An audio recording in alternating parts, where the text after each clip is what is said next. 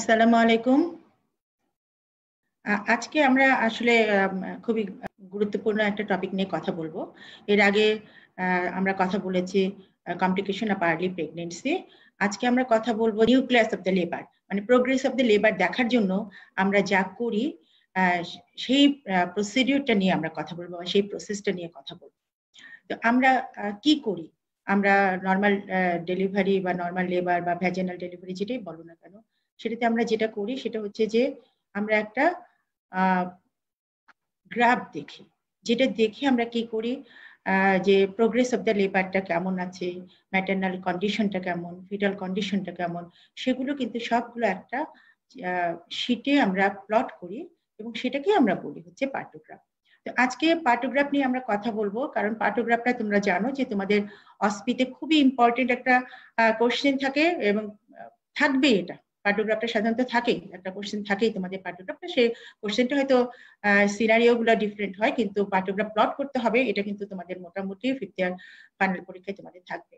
সুতরাং তোমাদের পার্টোগ্রাফটা সম্পর্কে খুব ভালোভাবে জানতে হবে, বুঝতে হবে। তো প্রথমেই আমরা আসলে প্রেজেন্টেশনে যাচ্ছি না, আমরা যেটা চাচ্ছি সেটা হচ্ছে যে একটু আমরা আলাপ করে নিই, আলাপ করে নেওয়ার পরে তারপরে আমরা শুরু করব যে কিভাবে আমরা কথাবার্তা বলবো। আমি যে কথাটা বলছিলাম যে কেন শুধুমাত্র যে পরীক্ষার কোশ্চেনের জন্য পড়তে হবে তা কিন্তু না, আমাদেরকে এটা করতে হবে কারণ পাশ করার পরেও এটা আমাদের সবসময় লাগবে। এবং আরো লাগবে যেটা হচ্ছে যে এটা কিন্তু একটা এভিডেন্স, এই এভিডেন্সটা আমাদের হাতে রাখতে হবে। কারণ আমি যখন নর্মাল ডেলিভারি করব তখন এই লেবারটা প্রোগ্রেস করলো কিনা, অথবা প্রোগ্রেস করতে যে কোথাও যে এটা প্রোগ্রেস আর করলো না লেবারটা, অথবা ফিটাল কন্ডিশনটা খারাপ হয়ে গেল, এরকম কন্ডিশনে আমাদেরকে যে এই লেবার প্রোগ্রেস না করার জন্য এই নর্মাল ডেলিভারি থেকে ডেভিয়েট করে আমাদেরকে যে সি সেকশন করতে হচ্ছে বা আদার কোনো প্রসিডিওরে আমরা যাচ্ছি কিনা, সেটা কিন্তু আমার হাতে ডকুমেন্ট হিসেবে থাকছে, এভিডেন্স হিসেবে থাকছে। সুতরাং আমি কিন্তু এটা পরবর্তীতে শেষ করতে পারবো। কারণ তোমাদেরকে এখন জানতেই হবে যে আমাদেরকে এভিডেন্স নিয়েই কিন্তু কাজ করতে হবে। উইদাউট এভিডেন্সে কিন্তু আমরা কোনো কিছু বলতে পারবো না, কারণ এটা তোমরা জানোই, আমি এটা নিয়ে আর বলছি না কিছু, এটা তোমরা বুঝেই ফেলেছো নিশ্চয়ই। তো এই জন্যই কিন্তু আমাদের পার্টোগ্রাফ সম্পর্কে খুব ভালোভাবে বুঝতে হবে, জানতে হবে, পড়তে হবে। তো প্রথমে আমরা এখানে যে কথাগুলো আলোচনা করব, আজকে আমরা আলোচনা করব যে পার্টোগ্রাফটা কি, ডেফিনেশনটা কি, পার্টোগ্রাফের কম্পোনেন্ট গুলো কি, এবং পার্টোগ্রাফের ইম্পর্টেন্স কি। ছোট করে যদি আমরা একটু বলি, তারপরে আমরা স্লাইড দেখবো। আমরা যেটা বলছি যে পার্টোগ্রাফটা কি, ইট is the graphical representation of the progress of labour as well as the, কি করছি আমরা, ম্যাটারনাল এবং ফিটাল ওয়েলবিংটাও কিন্তু দেখছি। তাহলে graphical representation of the progress of the labour as well as the maternal and fetal wellbeing. তাহলে এটা গেল ডেফিনেশন। ডেফিনেশনের পরে আমরা যা পড়বো সেটা হচ্ছে কম্পোনেন্ট। তোমরা জানো যে মেইন কম্পোনেন্ট থাকছে তিনটাকে, একটা হচ্ছে ফিটাল কম্পোনেন্ট, একটা হচ্ছে ম্যাটারনাল কম্পোনেন্ট, আর একটা হচ্ছে প্রোগ্রেস অফ দ্য লেবার। এই তিনটা কম্পোনেন্টকে আমরা এখানে পড়বো। এখন ফিটাল কম্পোনেন্টের মধ্যে কি কি থাকে? ফিটাল কম্পোনেন্টের মধ্যে আমরা কি দেখি? প্রথমে দেখি হচ্ছে ফিটাল হার্ট রেটটা। ফিটাল হার্ট রেটটা আমরা প্লট করি কিভাবে? ডট দিয়ে প্লট করি। কতক্ষণ পর পর প্লট করি? এটা 30 মিনিটস পর পর, হাফ এন আওয়ার পর পর আমরা প্লট করি। আর কি দেখি আমরা? ফিটাসের মোল্ডিং দেখি, আর দেখি হচ্ছে যে তার মেমব্রেন রাপচার হয়ে গেলে সেই মেমব্রেনের কালার দেখি। এই তিনটে দেখলাম। ম্যাটারনাল কম্পোনেন্টে কি দেখি আমরা? ম্যাটারনাল পালস দেখি, বিপি দেখি, টেম্পারেচার দেখি, আর দেখি ইউরিন। ইউরিনের আবার কি দেখি? ইউরিনের ভলিউম, ইউরিন আউটপুটটা সেটা কেমন, আর ইউরিনের ভিতরে প্রোটিন, অ্যাসিডন এগুলো যাচ্ছে কিনা সেটা আমরা দেখি। এরপরে যেটা দেখি সেটা হচ্ছে প্রোগ্রেস অফ দ্য লেবার। আসলে প্রোগ্রেস অফ দ্য লেবারের ওখান থেকে কিন্তু আমাদের শুরু করি। তো প্রোগ্রেস অফ দ্য লেবারে আমরা কি দেখি? সার্ভাইকাল ডায়ালিটেশন দেখবো আমরা, আর দেখবো কি ফিটাল ডিসেন্ট, হেডের ডিসেন্টটা, হেড ডিসেন্ট করছে কিনা সেটা দেখবো। আরেকটা দেখবো সেটা হচ্ছে ইউটেরাইন কন্ট্রাকশন। তাহলে প্রোগ্রেস অফ দ্য লেবারেও আমরা যা দেখি সেটা হচ্ছে তিনটা মেইন জিনিস দেখি, সার্ভাইকাল ডায়ালিটেশন দেখি, ডিসেন্ট অফ দ্য হেড দেখি, আরেকটা হচ্ছে ইউটেরাসের কন্ট্রাকশনটা দেখি। তাহলে এই তিনটা কম্পোনেন্ট তোমরা যদি ভালোভাবে শুরু করতে পারো, বুঝতে পারো, তাহলে কিন্তু কাজ করতে পারবে। এখন আমি এই তিনটা মেইন কম্পোনেন্টের কথা বলেছি, কিন্তু প্রথমে যেটা থাকে প্রথম ঘরটাতে, আমি যখন দেখাবো, ছবি দেখাবো, তখন এগুলো আবার বলবো। প্রথম ঘরে কিন্তু থাকে পার্টিকুলারস অফ দ্য পেশেন্ট, সেখান থেকে শুরু, তারপরে ফিটাল কম্পোনেন্ট, তারপরে হচ্ছে প্রোগ্রেস অফ দ্য লেবারের কম্পোনেন্ট গুলো থাকে, তারপরে হচ্ছে ম্যাটারনাল কম্পোনেন্ট থাকছে। তাহলে এইভাবে আমরা কম্পোনেন্ট দেখি। ইম্পর্টেন্স কি, কেন আমরা এই পার্টোগ্রাফটা করতে বলছি?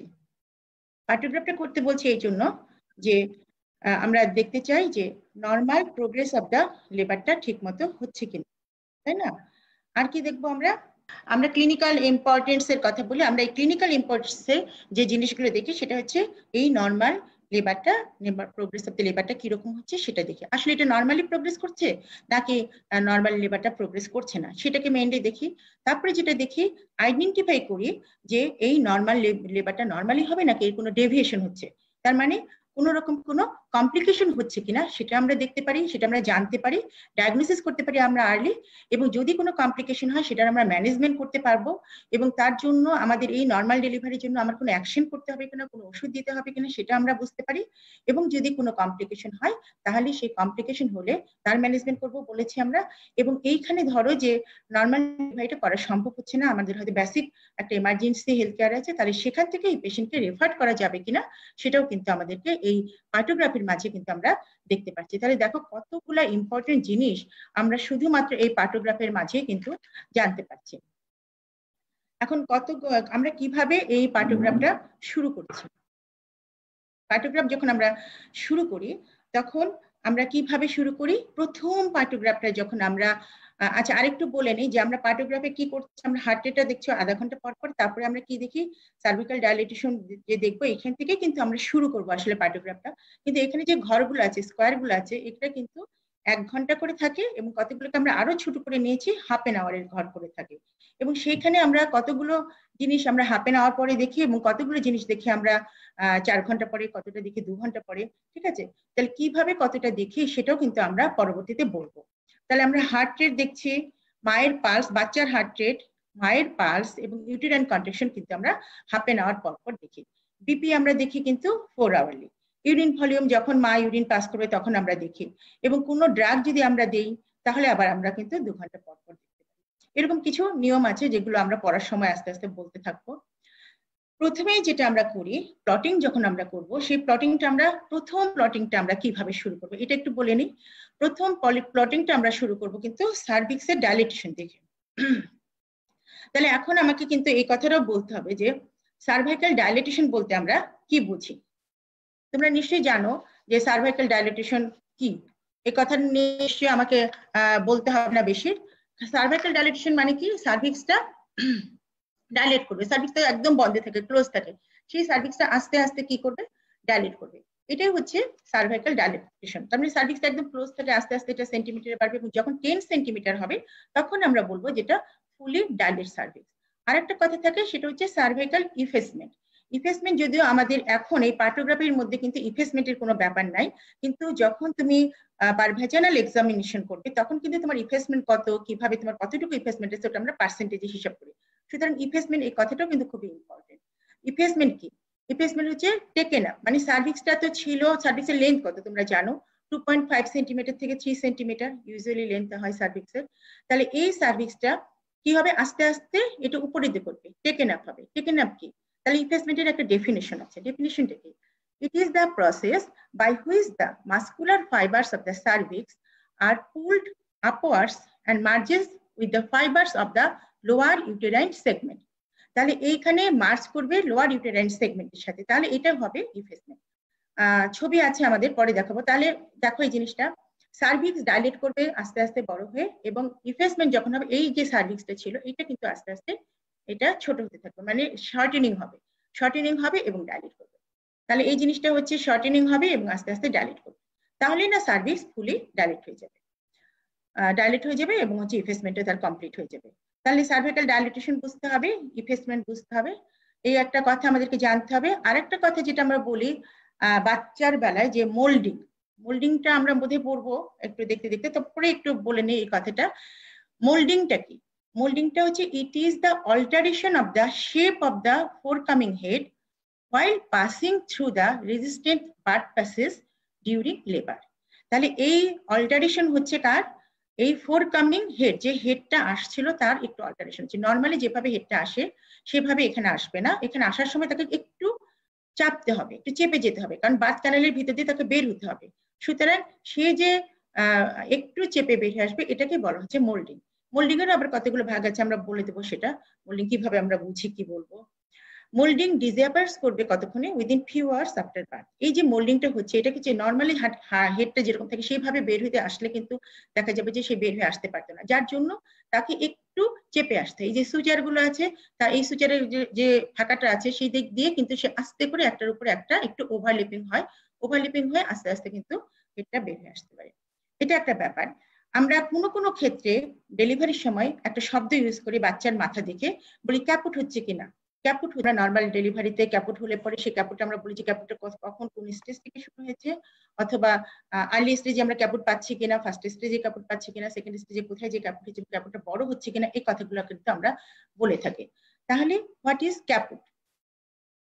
ইট is the formation of swelling due to stagnation of fluid in the layers of the scalp beneath the girdle of the contact. তাহলে এখানে কি হচ্ছে, এখানে যেটা হচ্ছে যে এই যে স্কাল্পের যে লেয়ারটা আছে এর ভিতরে বাচ্চা যখন বের হতে চেষ্টা করে, বাচ্চার যে মাথাটা বের হচ্ছে এই স্কাল্পের ভিতরে কি হয়, ফ্লুইড অ্যাকুমুলেশন হয়। এই ফ্লুইডটা অ্যাকুমুলেশন হওয়ার জন্য আমরা সেটাকে বলি ক্যাপুট। তাহলে এটাও কিন্তু এই ক্যাপুটটাও কিন্তু এটা ফিজিওলজিক্যাল, মানে বাচ্চাটা হওয়ার জন্য সেটা হচ্ছে, কিন্তু যদি এই ক্যাপুটটা বড় হতে থাকে তখন আমরা ধরে নেই যে এই বাচ্চাটা নর্মালি সে আসবে না, এই জন্য কিন্তু এইভাবে সে স্ট্যাগনেট হয়েছে, ফ্লুইড কালেক্ট হচ্ছে এবং ক্যাপুটটা বড় হচ্ছে। এটা দেখেও কিন্তু ডায়াগনোসিস করা যায় যে এখানে লিভারটা প্রোগ্রেসটা কেমন হবে, অথবা লিভারটা প্রোগ্রেস করবে কি করবে না। তো এই কতগুলো ব্যাপার আছে, এগুলো একটু জানতে হবে আমাদের নর্মাল ডেলিভারির সময়। আরেকটা হচ্ছে যে আমরা আরেকটা কথা বলি যে কেফাল হেমাটোমা এবং ক্যাপুট, এই দুটার ভিতরে একটু পার্থক্য জানতে হবে। যে কেফাল হেমাটোমা এটা কিন্তু একটা প্যাথোলজিক্যাল কন্ডিশন, কারণ কেফাল হেমাটোমাটা হয় কি, it is the collection of blood in between the pericranium of the flat bones of the skull. তাহলে স্কালের যে ফ্ল্যাট বোন গুলো আছে ওর ভিতরে যখন ব্লাড কালেকশন হচ্ছে তখন আমরা বলি এটা কেফাল হেমাটোমা। তাহলে এটা কি হয়, ইউজুয়ালি এটা ইউনিল্যাটারাল হয় এবং এটা কি হয়, সাধারণত এটা প্যারাইটাল বোনের ওভারে হয়, প্যারাইটাল বোনের উপরে হয়।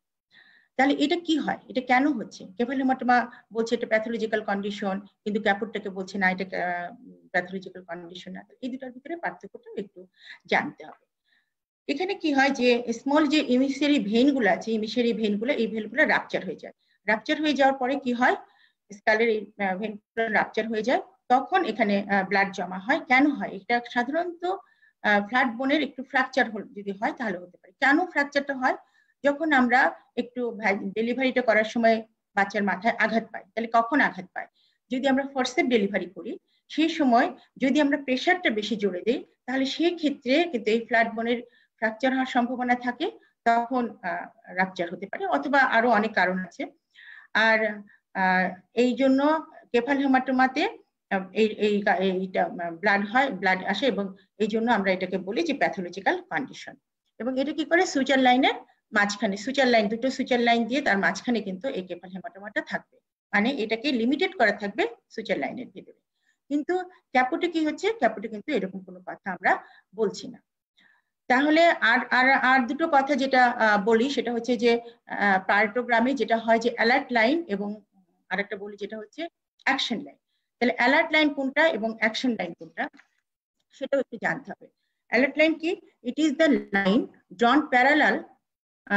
অ্যালার্ট লাইন হচ্ছে যে লাইনটা শুরু করলাম কোথা থেকে, আমরা সার্ভিক্সের যে ডাইলেটেশন শুরু হচ্ছে সেখান থেকে। ইট is the line ড্রন from the 4 centimetre of the dilatation of the cervix.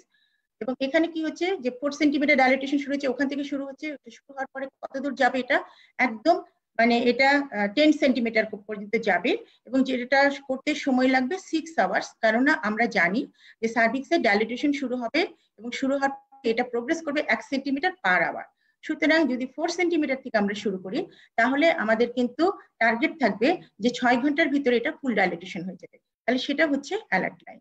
R action line যেটা বলি সেটা হচ্ছে parallel to the alert line. এটা হচ্ছে 4 centimetre apart to the alert line. তাহলে এই অ্যাকশন লাইন এবং অ্যালার্ট লাইন এটাও আমাদেরকে কিন্তু ভালো করে জানতে হবে এবং বুঝতে হবে। তাহলে অ্যালার্ট লাইন হচ্ছে 4 সেন্টিমিটার ডাইলেটেশন হলো তখন থেকে শুরু হলো অ্যালার্ট লাইন, এবং এটা একেবারে 10 সেন্টিমিটার হবে এবং এটা শেষ হবে যে 6 ঘন্টা পরে। আর অ্যাকশন লাইন যেটা সেটা কিন্তু এটা প্যারালাল হচ্ছে এবং এটা থাকছে 4 আওয়ার্স অ্যাপার্ট। এখন এটার ইম্পর্টেন্ট, অ্যালার্ট লাইনের উপরে যদি তোমার প্লট যায় তাহলে এটা বুঝতে হবে ভালো, অ্যালার্ট লাইনের বামেও যদি যায় তাহলে বুঝতে হবে যে ভালোভাবে প্রোগ্রেস করছে। কিন্তু যদি অ্যালার্ট লাইনের ডানে আসে তাহলে বুঝতে হবে যে এটার সমস্যা আছে। In between the alert line এবং অ্যাকশন লাইনে গেলে বুঝতে হবে যেটা এটা এখানে এখন আমাদের কোনো ইয়ে দিতে হবে, অ্যাকশন নিতে হবে, হয় তাকে ইয়ারএম করতে হবে অথবা অক্সিটোসিন ড্রাগ দিতে হবে, তাই না? তো এই জিনিসগুলো আসলে বুঝতে হবে এবং বোঝার জন্যই কিন্তু এতগুলো কথা বলা এবং আমাদের পার্টোগ্রাফের এই ক্লাসটা নাও। তো আমরা এখন চলে আসি পার্টোগ্রাফের, আমরা প্রেজেন্টেশনে চলে আসি। প্রেজেন্টেশন শুরু করব। আমরা প্রথমে একই কথাই বলবো যে কিভাবে আমরা যে কথাগুলো আমরা বললাম সেই কথাগুলোকে আবার রিপিটিশন হবে, কিছুটা রিপিটিশন হবে এখানটায়। প্রেজেন্টেশন শুরু করি এখন। প্রথমে আমরা বলি যে অবজেক্টিভস কি, এই আমরা যে আজকে ক্লাস নেব তার অবজেক্টিভস কি আমরা কিন্তু মোটামুটি বলে ফেলেছি, আবার একটু বলি। At the end of this session, the students are expected to be able to define the partograph. তোমরা পারবে, এখন তো আমি বলে দিয়েছি, তখন তোমরা পার্টোগ্রাফকে ডিফাইন করতে পারবে। know the history and the background of the partograph. আমরা এখানে একটু হিস্ট্রি বলবো, একটু ব্যাকগ্রাউন্ড বলবো। explain the importance of using partograph in labor, মোটামুটি বলেছি। describe the principles that are used to design the partograph, describe the principles of using the partograph at the basic and comprehensive health facilities, describe the protocol for labor management of the WHO partograph. তাহলে আমরা এখানে বলেছি যে এই যে পার্টোগ্রাফ 5 নম্বরটাতে দেখো যে পার্টোগ্রাফটা আমরা ফলো করে আমরা বেসিক এবং কম্প্রিহেনসিভ হেলথ ফ্যাসিলিটিতে কোথায় কি সুবিধা পাবো সেটাও কিন্তু আমাদের জানা থাকবে। এবং যদি পার্টোগ্রাফটা করতে যে কোনো কমপ্লিকেশন হয় তাহলে বেসিক হেলথ ফ্যাসিলিটি থেকে এটাকে কম্প্রিহেনসিভ হেলথ ফ্যাসিলিটিতে পাঠাতে হবে, সেটাও আমাদেরকে রেফার করতে হবে এবং আমাদেরকে জানতে হবে আসলে যে কখন আমাকে এই কেসটা রেফার করতে হবে। সো কতগুলো জিনিস জানতে হবে, এটা আসলে খুবই ইম্পর্টেন্ট। পার্টোগ্রাফের ডেফিনিশন, এটা আমরা বলেছি অলরেডি যে it is a composite graphical record of cervical dilatation and descent of head against duration of labour in hours. It also gives information about fetal and maternal condition which are all recorded in a single sheet of paper. ওকে, এটা কত important একটা ব্যাপার যে এই যে fetal, maternal এবং progress of the labour সবকিছু কিন্তু আমরা একটা শীটে রাখছি, যে শীটটা শুধুমাত্র একটা সিঙ্গেল শীট দেখলে কিন্তু বোঝা যায় যে কি বলছে, শীট থেকে আমরা একেবারে ডায়াগনোসিস করতে পারি যে আসলে কি বলছে। এখানে বলছে 1954 ফ্রাইডম্যান ফার্স্ট এটাকে ডিভাইস করেছে। Use of পার্টোগ্রাফ, it offers an objective basis for overtime monitoring the progress of the labor, maternal and fetal well-being. A single sheet of paper can provide details of necessary information at a glance. এই কথাটা আমরা বলেছি যে একটা single শীটে সবকিছু দেখতে পাচ্ছো। Repeated recording of labour events can be avoided, মানে বারবার করে তোমাকে যে রেকর্ড করতে হচ্ছে, একজনের ডিউটি শেষ হয়ে গেছে আবার আরেকজন আসবে সে আবার রেকর্ড করবে, এগুলো কিন্তু দরকার হচ্ছে না। enables early detection of abnormalities of labor, এটা খুবই ইম্পর্টেন্ট একটা ব্যাপার যে এই পার্টোগ্রাফটা করে শুধুমাত্র আমরা কিন্তু বুঝতে পারছি যে লেবারটা অ্যাবনর্মাল দিকে যাচ্ছে কিনা, নর্মালি লেবারটা হবে নাকি এটা অ্যাবনর্মাল দিকে যাচ্ছে, তাহলে সেটাও আমি কিন্তু এই পার্টোগ্রাফ দিয়ে আইডেন্টিফাই করতে পারছি। Prevention of obstructed liver and rupture uterus, তাহলে এই যে আমরা কি অ্যাবনর্মাল কন্ডিশনকে ডিটেক্ট করছি যে এটা অবস্ট্রাক্টেড লিভারের দিকে যাচ্ছে নাকি এখান থেকে আবার রাপচার ইউটেরাস হওয়ার সম্ভাবনা আছে। তাহলে আসলে আমরা পার্টোগ্রাফ করলে রাপচার ইউটেরাস তো হওয়ার সম্ভাবনা নাই, কারণ পার্টোগ্রাফ করলে আমরা আইডেন্টিফাই করব যে এটা আসলে অবস্ট্রাক্টেড লিভারের দিকে যাচ্ছে কিনা, এটা কিরকম হচ্ছে সেটা কিন্তু আমরা এখান থেকে আইডেন্টিফাই করতে পারবো। It can predict deviation from normal progress of labor early, so appropriate steps would be taken in time. তাহলে এটা দেখে আমি কিন্তু প্রেডিক্ট করতে পারছি যে নর্মাল প্রোগ্রেস অফ দ্য লেবারটা এটা কি ডেভিয়েশন হয়েছে, যদি ডেভিয়েট হয় তাহলে আমি কি মেজার নিব সেটাও কিন্তু আমি এই পার্টোগ্রাফটা থেকেই কিন্তু আমি ডিসিশন নিতে পারছি। ইট ফ্যাসিলিটেটস হ্যান্ডওভার প্রসিডিউর, এবং এটা কি করে, হ্যান্ডওভার প্রসিডিউরকে ফ্যাসিলিটেট করে। তার মানে যে আমি একটু আগেও বলেছি যে এক গ্রুপের হয়তো ডিউটি ছিল, তারা একটা পেশেন্ট দেখলো, দেখে পার্টোগ্রাফটা শুরু করলো, শুরু করার পরে সে যে ডেলিভারি করে যেতে পারবে তা তো নাও হইতে পারে, তার ডিউটি আবার শেষ হয়ে গেছে, তখন সে যদি পার্টোগ্রাফটা রেখে যায় ওই পার্টোগ্রাফ নিয়ে কিন্তু তার কোনো হ্যান্ডওভার দিতে হচ্ছে না যে আমি এই পেশেন্টটা রেখে গেছি এটার এই অবস্থা, আর একটা পেশেন্ট রেখে গেছি তার এই অবস্থা, এগুলো কিন্তু বলতে হচ্ছে না। এই পার্টোগ্রাফটা দেখেই সে বুঝে নিচ্ছে, তার পরবর্তীতে যে আসছে সে কিন্তু বুঝে নিচ্ছে যে হ্যাঁ এখন কি অবস্থা হবে। Complications of obstructed labor and ruptured uterus contribute up to 30% of maternal deaths in some areas. তাহলে দেখো যে অবস্ট্রাকটেড লিভার এবং রাপচার ইউটেরাসের জন্য কিন্তু ম্যাটারনাল 30% কিন্তু কোনো এরিয়াতে বলছে যে 30% হয় কিন্তু অবস্ট্রাকটেড লিভার এবং রাপচার ইউটেরাসের জন্য। তাহলে আমরা এই অবস্ট্রাকটেড লিভার এবং রাপচার ইউটেরাস এটাকে আমরা প্রিভেন্ট করতে পারছি শুধুমাত্র যদি আমরা ঠিক মতো পার্টোগ্রাফটা প্লট করি। তো আমরা যে কথাটা বলছিলাম প্রথমে যে পার্টিকুলারস অফ দ্য পেশেন্ট, সেটাই কিন্তু এখানে দেখো, এখানে দেখাচ্ছে নেম, গ্রাভিডা, প্যারা, হসপিটাল নাম্বার। আচ্ছা, এখানে আমাকে মনে হয় একজন কেউ প্রশ্ন করেছিল যে গ্রাভিডা এবং প্যারা বলতে সে বুঝতে পারছিল না, সেটা যেন একটু বুঝিয়ে দিই। আচ্ছা, আমি এইটা বলে এখানে বলবো। তারপরে এখানে দেখো নেম থাকছে গ্রাভিডা। গ্রাভিডা মানে কততম গ্রাভিডা সে, তার যদি এটা ফার্স্ট প্রেগনেন্সি হয় তাহলে এটা লিখতে হবে গ্রাভিডা ফার্স্ট। যদি প্যারা, আর এখানে প্যারা কি লিখবো, তাহলে প্যারা 0, কোনো বাচ্চা তো তার হয়নি। প্যারা মানে হচ্ছে আগে তার কতগুলো বাচ্চা হয়েছে বা অ্যাবর্শন হয়েছে। ধরো এটা সেকেন্ড গ্রাভিডা, তার মানে তার আগের বাচ্চাটা কি ছিল। যদি অ্যালাইভ বেবি থাকে তাহলে আমি লিখবো 1 + 0, কোনো অ্যাবর্শনের হিস্ট্রি নাই, তাহলে 1 + 0। আর গ্রাভিডাতে এসে আমি লিখবো সেকেন্ড গ্রাভিডা। কিন্তু ধরো যদি তার কোনো লিভিং ইস্যু না থাকে কিন্তু একটা অ্যাবর্শন হয়েছিল, তাহলে আমি লিখবো প্যারা 0 + 1, গ্রাভিডা কিন্তু সেকেন্ড। তার মানে তার যতগুলো বাচ্চা তার গর্ভে এসেছিল সেগুলো তার হবে প্যারা। সেটা যদি তার লিভিং ইস্যু হয় অথবা তার অ্যাবর্শন হয়, সেটা কিন্তু আমাকে প্যারা হিসেবেই লিখতে হবে। তাহলে লিভিং ইস্যু হলে আমি লিখবো এখানটাতে, দেখো লিখবো হচ্ছে প্যারাতে 1। যদি একটা দুটো লিভিং ইস্যু থাকে, যদি দুটো তার লিভিং ইস্যু, সাপোজ তার দুটো বাচ্চা ছিল আগে, এটা এটা এই গ্রাভিডা কত বলছি, প্যারা ছিল তার দুটো বাচ্চা লিভিং বাচ্চা আছে এবং দুটো তার মিসক্যারেজ হয়েছে, অ্যাবর্শন হয়েছে। তাহলে দুটো লিভিং ইস্যু আছে, তাহলে তুমি লিখবা প্যারা 2 + 2, 2 অ্যাবর্শন হয়েছে। তাহলে এখন গ্রাভিডা কত হবে, গ্রাভিডা কত হবে দেখো, হসপিটাল নাম্বার লিখবো, এখানে ডেট অফ অ্যাডমিশন লিখবো, টাইম অফ অ্যাডমিশন কখন কোন টাইমে হলো, এবং দেখো রাপচার অফ দ্য মেমব্রেন থাকলে রাপচার মেমব্রেন কখন হয়েছে সেটা এই আওয়ার্সে লিখতে হবে। রাপচার মেমব্রেন থাকলে এটা লিখবো এবং তারপরে আওয়ার্স কখন শুরু হয়েছে সেই আওয়ার্সটা আমাকে লিখতে হবে। তাহলে যদি প্যারাতে আমার থাকে 2 alive tissue, sorry 2 live baby, এবং তার সাথে যদি দুটো অ্যাবর্শন থাকে তাহলে 4টা হয়েছে, তাহলে এখন গ্রাভিডা হবে 5th গ্রাভিডা। ঠিক আছে, লিখেছো তোমরা? ম্যাডাম সালাম আলাইকুম।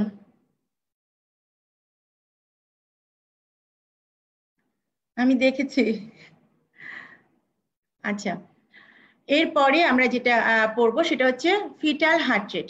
এখন আমরা এখানে দেখবো যে এটা হচ্ছে ফিটাল কম্পোনেন্ট। তাহলে ফিটাল কম্পোনেন্টের ভিতরে আমরা যা দেখি সেটা হচ্ছে এখানে দেখবো আমরা ফিটাল হার্ট রেট। তাহলে আমরা যখন প্লটিং করব, এই প্লটিংটা দেখো, আমরা যখন প্লটিং করব তখন কিন্তু আমি সার্ভাইকাল ডাইলেটেশন থেকে প্লটিং করব। আমি যদি এখন এই যে ফিটাল হার্ট রেট আমার হচ্ছে প্রথম কম্পোনেন্ট ফিটাল হার্ট রেট, এখানে যদি আমি ফিটাল হার্ট রেট বসাতে চাই তাহলে কিন্তু হবে না, তাহলে কিন্তু আমি পারবো না, কিছুতেই পারবো না, গন্ডগোল করে ফেলবো। গন্ডগোল করে ফেললে আমি আর এটা মিলাইতে পারবো না। সুতরাং ফিটাল হার্টের যেটা আছে আমি দেখে রাখবো। আমি যখন প্লট করা শুরু করব তখন অবশ্যই আমি প্লট করা শুরু করব এই প্রোগ্রেস অফ দ্য লিভার থেকে, সার্ভাইকাল ডাইলেটেশন থেকে। ধরো এখানে যদি সার্ভাইকাল ডাইলেটেশন, আমরা আসছি পরে ফিটাল পার্টসে, সার্ভাইকাল ডাইলেটেশন যদি বলে আমরা কোথা থেকে শুরু করলাম সার্ভাইকাল ডাইলেটেশন, আমরা কিন্তু এইটুকু জানি আছে, এই কথাটা মনে বলা হয়নি, এটা একবার বলি একটু, এখানে আগে চলে এসেছি। সেটা হচ্ছে আমরা কিন্তু সার্ভাইকাল ডাইলেটেশন যখন শুরু হয় আমরা জানি ফার্স্ট স্টেজ অফ দ্য লিভারের দুটো ফেজ আছে, একটা হচ্ছে লেটেন্ট ফেজ, একটা হচ্ছে অ্যাক্টিভ। তাহলে লেটেন্ট ফেজে যেটা হয়, প্রথমে কিন্তু আমরা এখন যে পার্টোগ্রাফটা দেখি সেই পার্টোগ্রাফটা হচ্ছে WHO মডিফাইড পার্টোগ্রাফ। আর প্রথমে যখন একটা পার্টোগ্রাফ ছিল, আমরা পরের ইয়েতে দেখবো, ইমেজগুলোতে দেখবো পরের স্লাইডগুলোতে, সেখানে কিন্তু লেটেন্ট ফেজে ছিল, কিন্তু লেটেন্ট ফেজের কিছু সমস্যা ছিল বলে কিন্তু আমরা এখান থেকে আমরা 4 সেন্টিমিটার ডাইলেটেশন যখন হয় সার্ভিক্স তখন থেকে আমরা শুরু করছি। তাহলে এখান থেকে শুরু করে বলি, পরে আমরা লেটেন্ট ফেজের কথাটা বলবো। এখন এখানে কি হচ্ছে, যখন 4 সেন্টিমিটার ডাইলেট করলো তখন থেকে কিন্তু আমি পার্টোগ্রাফটা শুরু করব। তাহলে ধরো কেউ এসেছে লেবারে, তার 4 সেন্টিমিটার ডাইলেট হয়ে গেছে, তাহলে আমি সার্ভাইকাল ডাইলেটেশন কোথা থেকে শুরু করবো আর কোথায় প্লট করবো, সে প্লটটা করব আমি এখানটায় 4 সেন্টিমিটার। তাহলে আমি এইখানে কি করব, এই জায়গাটাতে আমি 4 সেন্টিমিটার উপরে আমি এই গ্রাফের উপরে কিন্তু আমি ক্রস চিহ্ন দেব, এটা হচ্ছে 4 সেন্টিমিটার। এখন কখন এসেছিল দেখো, এখানে কিন্তু আমরা দেখো এখানে কিছু বড় ঘর আছে দেখতে পাচ্ছ, এখানে 1 ঘন্টার ঘর, আর এখানে হচ্ছে হাফ এন আওয়ারের ঘর। তাহলে এইখানটায় আমি প্লট করলাম এবং আমি এইখানটা কিন্তু সময় লিখবো। ধরো সে 6টার সময় এসেছে, সকাল 6টায়, তাহলে আমি এখন লিখবো 6 AM। এইটা কিন্তু আমার এই গ্রাফের উপরে গেল, কিন্তু আমি যে সময়টা দিলাম সেই সময়টা কিন্তু আমার এখানে চলে আসলো, এটা হচ্ছে 6 AM। এই গ্রাফের লাইনের কিন্তু ডান দিকে আসলো, সময়টা কিন্তু এইভাবে আসবে। এখন আমি সার্ভাইকাল ডাইলেটেশনের পরে কি দেখবো, ডিসেন্ড করলো কিনা, এবং ডিসেন্ড যেটা করবো সেটা কিন্তু আমি সার্কেল দিয়ে কিন্তু আমি এটাকে চিহ্নিত করব, তাই না? তাহলে আমি সার্ভাইকাল ডাইলেটেশন করব ক্রস, আর আমি ডিসেন্টটাকে করব প্লট করব হচ্ছে আমি সার্কেল দিয়ে, আর এখানে তো সময় লিখলাম। এই তাহলে এইটা যখন আমি সার্ভাইকাল ডাইলেটেশন প্লট করতে পারলাম, তখন কিন্তু আমি এখানে এসে আমি কিন্তু ফিটাল হার্ট রেটও আমি প্লট করতে পারবো, এবং ফিটাল হার্ট রেটটা আমি প্লট করব হচ্ছে ডট দিয়ে। সাধারণত ফিটাল হার্ট রেটটা আমরা ঘরের মধ্যেই করি, এখানে আমি ডট দিয়ে ফিটাল হার্ট রেটটা প্লট করব। এরপরে আমি যে এটা প্লট করব সেটা হচ্ছে অ্যামনিওটিক ফ্লুইড। অ্যামনিওটিক ফ্লুইডটা কি অবস্থায়, সেটা রাপচার হয়ে গেছে কিনা, রাপচার হয়ে গেলে তার কালার কেমন, কি অবস্থায় আছে, ক্লিয়ার আছে নাকি নাকি তার ব্লাড স্টেইন আছে কিরকম, সেই কালারটা আমি এখানে কিন্তু ঘরের মধ্যে কিন্তু আমি এটা প্লট করব। তারপরে এখানে হচ্ছে মোল্ডিং, এইটা কিন্তু আমি আলাদা আলাদা করে আবার পরে দেখাবো। মোল্ডিং হলে সেটা কিরকম হয়, 1+ হয়, 2+ হয়, সেই মোল্ডিংটা আমি অ্যাসেস করে আবার এখানে কিন্তু আমি প্লট করব, এবং এখানটা আমি এই জায়গাটাতে আমি সেটা চিহ্ন দেবো, 1+ হলে 1+ দেবো, এটা কিন্তু ঘরের মধ্যেই করব। আচ্ছা, তারপরে আসলো ইউটেরাইন কন্ট্রাকশন।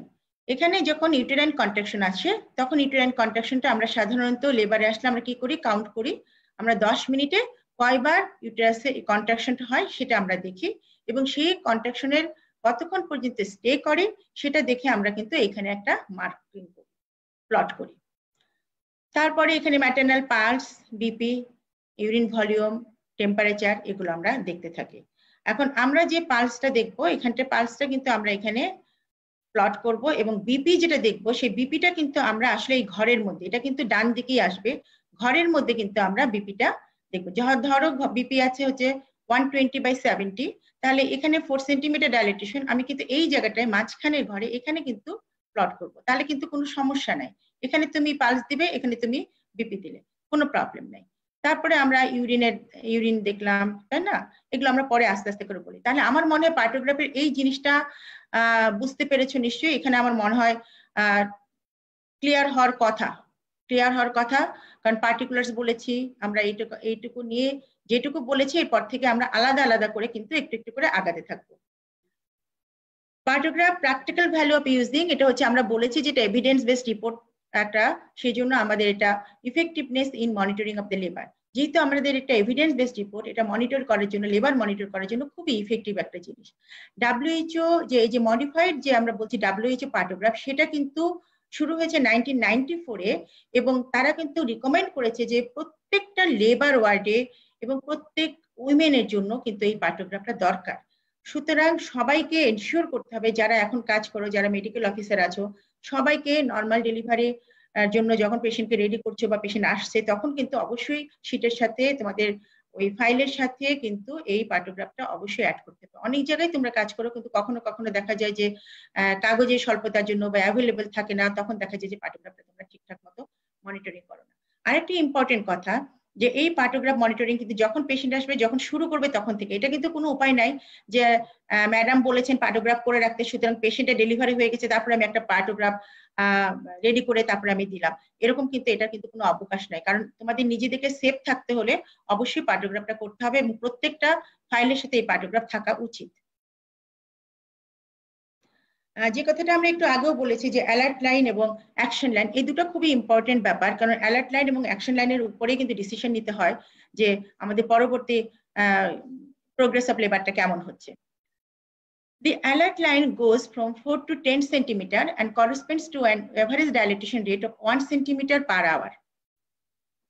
তাহলে আমরা বলেছি না, অ্যালার্ট লাইনটা আমরা বলেছি যে 4 সেন্টিমিটার থেকে শুরু হয় এবং 10 সেন্টিমিটার পর্যন্ত যাবে, এবং আমরা কিন্তু সার্ভাইকাল ডাইলেটেশন বলেছি যে সার্ভিক্সটা কিভাবে ডাইলেট করে, এবং প্রাইমের ক্ষেত্রে সার্ভিক্সটা সাধারণত ডাইলেট করে হচ্ছে 1 সেন্টিমিটার পার আওয়ার, এবং মাল্টির ক্ষেত্রে একটু আর্লি হয় প্রোগ্রেস করে, সেটা হচ্ছে 1.5 সেন্টিমিটার পার আওয়ার। তো এটাও আমাদেরকে একটু জানতে হবে। If the labor curve crosses to the right of the alert line, this means that the dilatation is less than 1 centimeter per hour. আমরা সবসময় বলছি যে এই যে গ্রাফটা, এই গ্রাফটা হয় অ্যালার্ট লাইনের উপরে থাকবে অথবা অ্যালার্ট লাইনের বামে যদি যায় তাহলে তো তাড়াতাড়ি প্রোগ্রেস করবে। কিন্তু যদি অ্যালার্ট লাইনের ডানে আসে তাহলে কিন্তু বুঝতে হবে যে তার সার্ভাইকাল ডাইলেটেশন যেরকম করে 1 সেন্টিমিটার পার আওয়ার হওয়ার কথা ছিল, সেক্ষেত্রে সার্ভাইকাল ডাইলেটেশন ওভাবে হচ্ছে না, এটা কম হচ্ছে। সো তোমাকে এখানে কোনো একটা প্ল্যান নিতে হবে, অথবা এই পেশেন্টকে যদি একটা বেসিক সেন্টারে থাকে তাহলে তাকে একটা হয়তো তোমাকে আরো কম্প্রিহেন্সিভ সেন্টারে তাকে পেশেন্টকে পাঠাতে হবে। অ্যাকশন লাইন কি? The action line is located 4 hours to the right of the alert line. এটা আমরা বলেছিলাম না যে অ্যাকশন লাইনটা কি হয়, একটা প্যারালাল লাইন, এটা কিন্তু অ্যালার্ট লাইনের প্যারালালি যায় এবং এটা কি হয় 4 hours apart to the alert line. If the dilatation curve crosses this line, decision must be made. তাহলে এইখানে যদি অ্যাকশন লাইনে ক্রস করে তাহলে বুঝতে হবে যে ডিসিশন নিতে হবে, এটা অগমেন্টেশন লেবার করতে হবে, artificial rupture of the membrane করতে হবে, অথবা সি সেকশন করতে হবে। Management of labour between alert and action line. এখন যদি অ্যালার্ট এবং অ্যাকশন লাইনের ভিতরে গ্রাফটা পড়ে তাহলে কি করতে হবে? Health facilities with basic EMC, মানে বেসিক সেন্টার থেকে তুমি কি করবে, বেসিক এমার্জেন্সি সেন্টার থেকে কি করতে হবে? Transfer the women two hospital if the cervix is almost fully dilated. ARM may be performed if membranes are still intact and first stages of labor is advanced and delivery is expected soon. তাহলে যদি এরকম মনে হয় যে তোমাকে এই সময়টা কি করতে হচ্ছে, এআরএম দেখতে হয় যে কিরকম অবস্থা। এআরএম তো সাধারণত আমরা করি দেখার জন্য ফিটাল কন্ডিশনটা কেমন আছে, তার ভিতরে কি আছে, কোনো ডিস্ট্রেস হচ্ছে কিনা সেটাও আমরা দেখি। লেবার প্রোগ্রেস করার জন্য কিন্তু এআরএম করা হয়, ঠিক আছে। Health facility with comprehensive emergency medical সেন্টারে কি হচ্ছে, perform ARM at vaginal examination, continue routine monitoring করতে হবে। এবং যখন ভ্যাজানাল এক্সামিনেশন করা হলো তখন এআরএম করা হলো। আমরা ভ্যাজানাল এক্সামিনেশন কতক্ষণ পর পর করবো? Repeat vaginal examination 4 hours or earlier if delivery is expected sooner. আমরা ভ্যাজানাল এক্সামিনেশন করবো 4 ঘন্টা পর পর, কিন্তু যদি মনে হয় যে ডেলিভারি হবে তাহলে এই ক্ষেত্রে কিন্তু আমি আর্লি করব। এবং যদি আমি কোনো ড্রাগ দেই, যেমন অক্সিটোসিন দিচ্ছি অথবা তুমি এআরএম করেছো, তাহলে সেক্ষেত্রেও কিন্তু 4 ঘন্টা পরে না, সেক্ষেত্রে আমরা কিন্তু 2 ঘন্টা পরে ইউজুয়ালি ভ্যাজানাল এক্সামিনেশন করি। Do not intervene or augment unless complication develop. এই কথাটা বলছি যে ইচ্ছা করে অগমেন্ট করার দরকার নাই বা ইন্টারভেন করার দরকার নাই, যদি না তোমার গ্রাফটা চেঞ্জ হয়, তাহলে গ্রাফের প্লটিং যদি চেঞ্জ হয় তাহলে সেক্ষেত্রে তোমাকে ইন্টারভেন করতে হবে অথবা অগমেন্ট করতে হবে, কিন্তু ইচ্ছা করে করার দরকার নাই। History of the partograph. First পার্টোগ্রাফটা 1971 এরকম একটা পার্টোগ্রাফ শুরু করেছিল। তারপরে আসলে অ্যালার্ট লাইনটা এখান থেকে একদম প্রথমেই সার্ভাইকাল ডাইলেটেশন থেকে আসলে শুরু করেছিল। পরে দেখা গেছে যে আসলে এইভাবে নর্মাল ডেলিভারি প্রোগ্রেস করা আসলে একটু ডিফিকাল্ট হচ্ছে, এবং অ্যাসেস করা, মানে প্রোগ্রেস অফ লেবারটাকে অ্যাসেস করা, ইভালুয়েশন করা, এটা একটু প্রবলেম হচ্ছে। সেই জন্য কিন্তু এটা আর পরে এটাকে নেওয়া হয়নি, তখন চেঞ্জ হয়েছে। এরপরে দেখো এখানটাতে এটা আর একটা পার্টোগ্রাফ যেটা পরে শুরু হলো, সেখানে দেখো লেটেন্ট ফেজ আছে এবং এখান থেকে শুরু হয়েছে অ্যাক্টিভ ফেজ। অ্যাক্টিভ ফেজ এখান থেকে শুরু হয়েছে, এখান থেকে আমরা অ্যালার্ট লাইন করছি। তাহলে এইখানে প্রথম পার্টোগ্রাফটা শুরু হয়েছিল যে লেটেন্ট ফেজ। লেটেন্ট ফেজ মানে হচ্ছে এটা তো আমরা শুরু করেছিলাম তখন 3 সেন্টিমিটার ডাইলেটেশন যখন হয় তখন থেকে আমরা শুরু করেছিলাম, কিন্তু সেটাতেও কিন্তু দেখা গেছে যে ইউজুয়ালি দেখো এখানে লেটেন্ট ফেজ থেকে অ্যাক্টিভ ফেজের কথা যেটা বলেছে সেটা হচ্ছে 8 ঘন্টা সময়। তার মানে বলা হচ্ছে যে লেটেন্ট ফেজ থেকে অ্যাক্টিভ ফেজ হতে সময় লাগে 8 ঘন্টা। তার মানে লেটেন্ট ফেজ থেকে 8 ঘন্টা আসতে হচ্ছে 0.35 সেন্টিমিটার করে পার আওয়ারে সার্ভিসকে ডাইলেট হতে হবে, তাহলে লেটেন্ট ফেজ থেকে অ্যাক্টিভ ফেজে আসবে। কিন্তু আসলে দেখা গেছে কার্যত দেখা গেছে এই যে লেটেন্ট ফেজ, এই লেটেন্ট ফেজ থেকে এই অ্যাক্টিভ ফেজে আসতে কিন্তু 8 ঘন্টা এই সময়টা যথেষ্ট নয়। যথেষ্ট নয় মানে 8 ঘন্টাতেই যে সে অ্যাক্টিভ ফেজে আসবে এরকম কোনো কথা নেই, কারণ একটা মেয়ের এই ল্যাটেন্ট ফেজে কিন্তু 1 দিন 2 দিন থাকতেই পারে, এরকম অবস্থায় থেকেও যেতে পারে। তাহলে এই ল্যাটেন্ট ফেজটা যদি এরকম একটা অবস্থায় একটা পেশেন্ট আসে তাহলে তারও কিছু ম্যানেজমেন্ট আছে, আমরা কিভাবে তার ম্যানেজমেন্ট দিই, অ্যানালজেসিয়া দিই, তাই না? ব্যথা হলে পরে অ্যানালজেসিয়া দিচ্ছি, আমরা দেখি যে এই অবস্থায় কিরকম কন্ডিশন আছে পেশেন্টটা। এই ল্যাটেন্ট ফেজ থেকে কারো কারো ক্ষেত্রে চলে আসতে পারে, কিন্তু নট ফর অল, সবার জন্য কিন্তু এই ল্যাটেন্ট ফেজ থেকে 8 ঘন্টা পরেই অ্যাক্টিভ ফেজে আসে না। সেই জন্যই কিন্তু এইখানে এই ল্যাটেন্ট ফেজ থেকে বাতিল করা হয়েছে। শুরু করেছি আমরা 4 সেন্টিমিটার ডাইলেটেশন থেকে।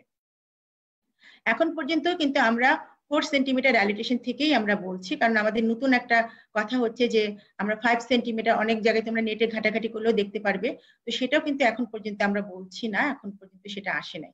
সুতরাং আমরা এখন পর্যন্ত পরীক্ষার জন্য যেটা বলবো সেটা হচ্ছে 4 সেন্টিমিটার ডাইলেটেশন, এখান থেকে আমাদের অ্যাক্টিভ ফেজটা শুরু হবে, এখান থেকে আমরা শুরু করব পাইটোগ্রাফ। ঠিক আছে, এটা মোটামুটি আমরা বলে ফেলেছি, এটা আর এখানে যাই না। এরপরে এখানে একই ছবি দেখো, এখানে 1988-এ পাইটোগ্রাফটা শুরু করে, WHO এটা শুরু করে প্রথমে যে লেটেন্ট ফেজ থেকে, তারপরে হচ্ছে এটা অ্যাক্টিভ ফেজ, এটা কিন্তু এটাও আমরা এখন করি না। আরগুলো কিন্তু সব একই, শুধু এই জায়গাটাকে চেঞ্জ হয়েছে, আর সব কিন্তু মোটামুটি একই আছে, শুধু এই জায়গাটুকু প্রোগ্রেস অফ দ্য লেবারে যেখানে সার্ভিক্যাল ডাইলেটেশন দেখছি, ডিসেন্ট দেখছি, সেখানে কিন্তু এটা চেঞ্জ। মডিফাইড WHO পাইটোগ্রাফ ইফেক্টিভ, এটা কি বলছি আমরা একটু পড়ে নেই। Effective standards for observing the progress of the labour, provides early detection for the আনস্যাটিসফ্যাক্টরি progress of the labour. এটা কি করছে, ডিটেক্ট করছে কেফালোপেলভিক ডিসপ্রপোর্শন বিফোর দ্য অবস্ট্রাকশন অ্যাপিয়ার। কারণ অবস্ট্রাকশন আসার আগেই কিন্তু বোঝা যাচ্ছে যে কেফালোপেলভিক কোনো ডিসপ্রপোর্শন হচ্ছে কিনা। Helps to make quick and logical decisions for managing labour. এবং এই লেবার ম্যানেজমেন্ট করার জন্য আমরা একটা লজিক্যাল একটা ডিসিশন নিতে পারছি এবং কুইক একটা ডিসিশন নিতে পারছি। আইডেন্টিফাই দ্য নেসেসারি ইন্টারভেনশনস, এবং কি ইন্টারভেনশন নিতে হবে সেটাও কিন্তু আমি আইডেন্টিফাই করছি, এবং এটা কি simple, low cost, accessible and clear. এই পাইটোগ্রাফ ইউজ করে কি রিডিউস করছি আমরা? The incidence of prolonged labor from 6.4% to 3.4%. তাহলে দেখো prolonged labor তো হয় না, ডেলিভারি শুরু হচ্ছে, তারপর অনেকক্ষণ ধরে হচ্ছে, আমরা যে বলি যে ফার্স্ট স্টেজ এবং সেকেন্ড স্টেজ মিলে যদি মোর দেন 18 আওয়ার্স থাকে তাহলে সেটাকে আমরা বলি prolonged labor। তাহলে এই পাইটোগ্রাফ করে কিন্তু আমরা একটা মেয়ের এতখানি পর্যন্ত কষ্ট দিচ্ছি না, যখনই দেখছি এটা prolonged labor-এর দিকে যাচ্ছে তখনই কিন্তু আমরা নেসেসারি অ্যাকশন নিচ্ছি। তাহলে incidence of prolonged labor from 6.4% to 3.4%. The proportion of labors requiring augmentation from 20.7% to 9.1%. আমরা কিন্তু এটা রিডিউস করেছি, prolonged labor 6.4% থেকে আমরা কমিয়ে 3.4%-এ আনতে পেরেছি, এবং অগমেন্টেশনও যেটা 20.7% ছিল সেটাকেও কিন্তু আমরা আননেসেসারি অগমেন্ট করছি না, সেটা কমিয়ে কিন্তু 9.1% করা হচ্ছে। Emergency C section rate from 9.9% to 8.3% করা হয়েছে, আর ইন্ট্রাপার্টাম স্টিল বার্থ রেট সেটা হচ্ছে 0.5% থেকে কমিয়ে 0.3% পর্যন্ত আনা গেছে। Key principles for using the paitograph. The paitograph is used to record mainly the first stage of labor when cervical dilatation is 4 centimeter or more. বারবার একই কথাগুলো বলা হচ্ছে যাতে বারবার মনের ভিতরে ঢুকে থাকে। The paitograph is filled out during the labor, not after birth. দেখো যে কথাটা আমি বলেছিলাম যে পাইটোগ্রাফটা অবশ্যই ফিল করতে হবে, ফিল আপ করতে হবে লেবারের সময়, কখনোই বাচ্চা হয়ে যাওয়ার পরে না। During labour the partograph must be kept in the labour room, এবং অবশ্যই পাইটোগ্রাফটা লেবার রুমে থাকতে হবে during labour. Partograph is filled in and interpreted by trained personnel, midwife or obstetrician. এবং অবশ্যই আমরা যখন এই পাইটোগ্রাফ ফিল আপ করতে বলি তখন তাকে অবশ্যই, ডাক্তাররা তো জানি, এবং মিডওয়াইফ যারা থাকে তাদেরকেও ট্রেনিং দিয়ে রাখা হয়, এবং যদি কোনো সিস্টাররা করে, FWV-রা করে, তাই না, ওদের তো সেন্টার আছে তারা সেখানে করে, তাদের সবাইকে কিন্তু পাইটোগ্রাফ পূরণ করার জন্য তাদেরকে ট্রেন আপ করা হয়, তারা জানে মোটামুটি। Filling in the paitograph should be stopped when complication requires urgent delivery arise. যখন একটা ডেলিভারি আর্জেন্ট কোনো প্রসিডিওরে যেতে হচ্ছে, কোনো কিছু নেসেসারি কোনো ব্যাপারে আমাদেরকে যেতে হচ্ছে, তখন কি করছি আমরা, পাইটোগ্রাফটা আমরা বন্ধ করছি।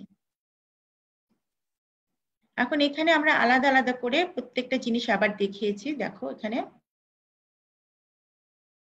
এখানে মাদার ইনফরমেশন, মানে প্রথমে যেটা বলা হয়েছে সেটা হচ্ছে এই যে আমরা যেটা বললাম যে পার্টিকুলারস অফ দ্য পেশেন্ট, যেটা বলেছে সেটা তো মাদারেরও কিছু ইনফরমেশন আছে, এই জন্য এইভাবে মাদার ইনফরমেশন লেখা হচ্ছে।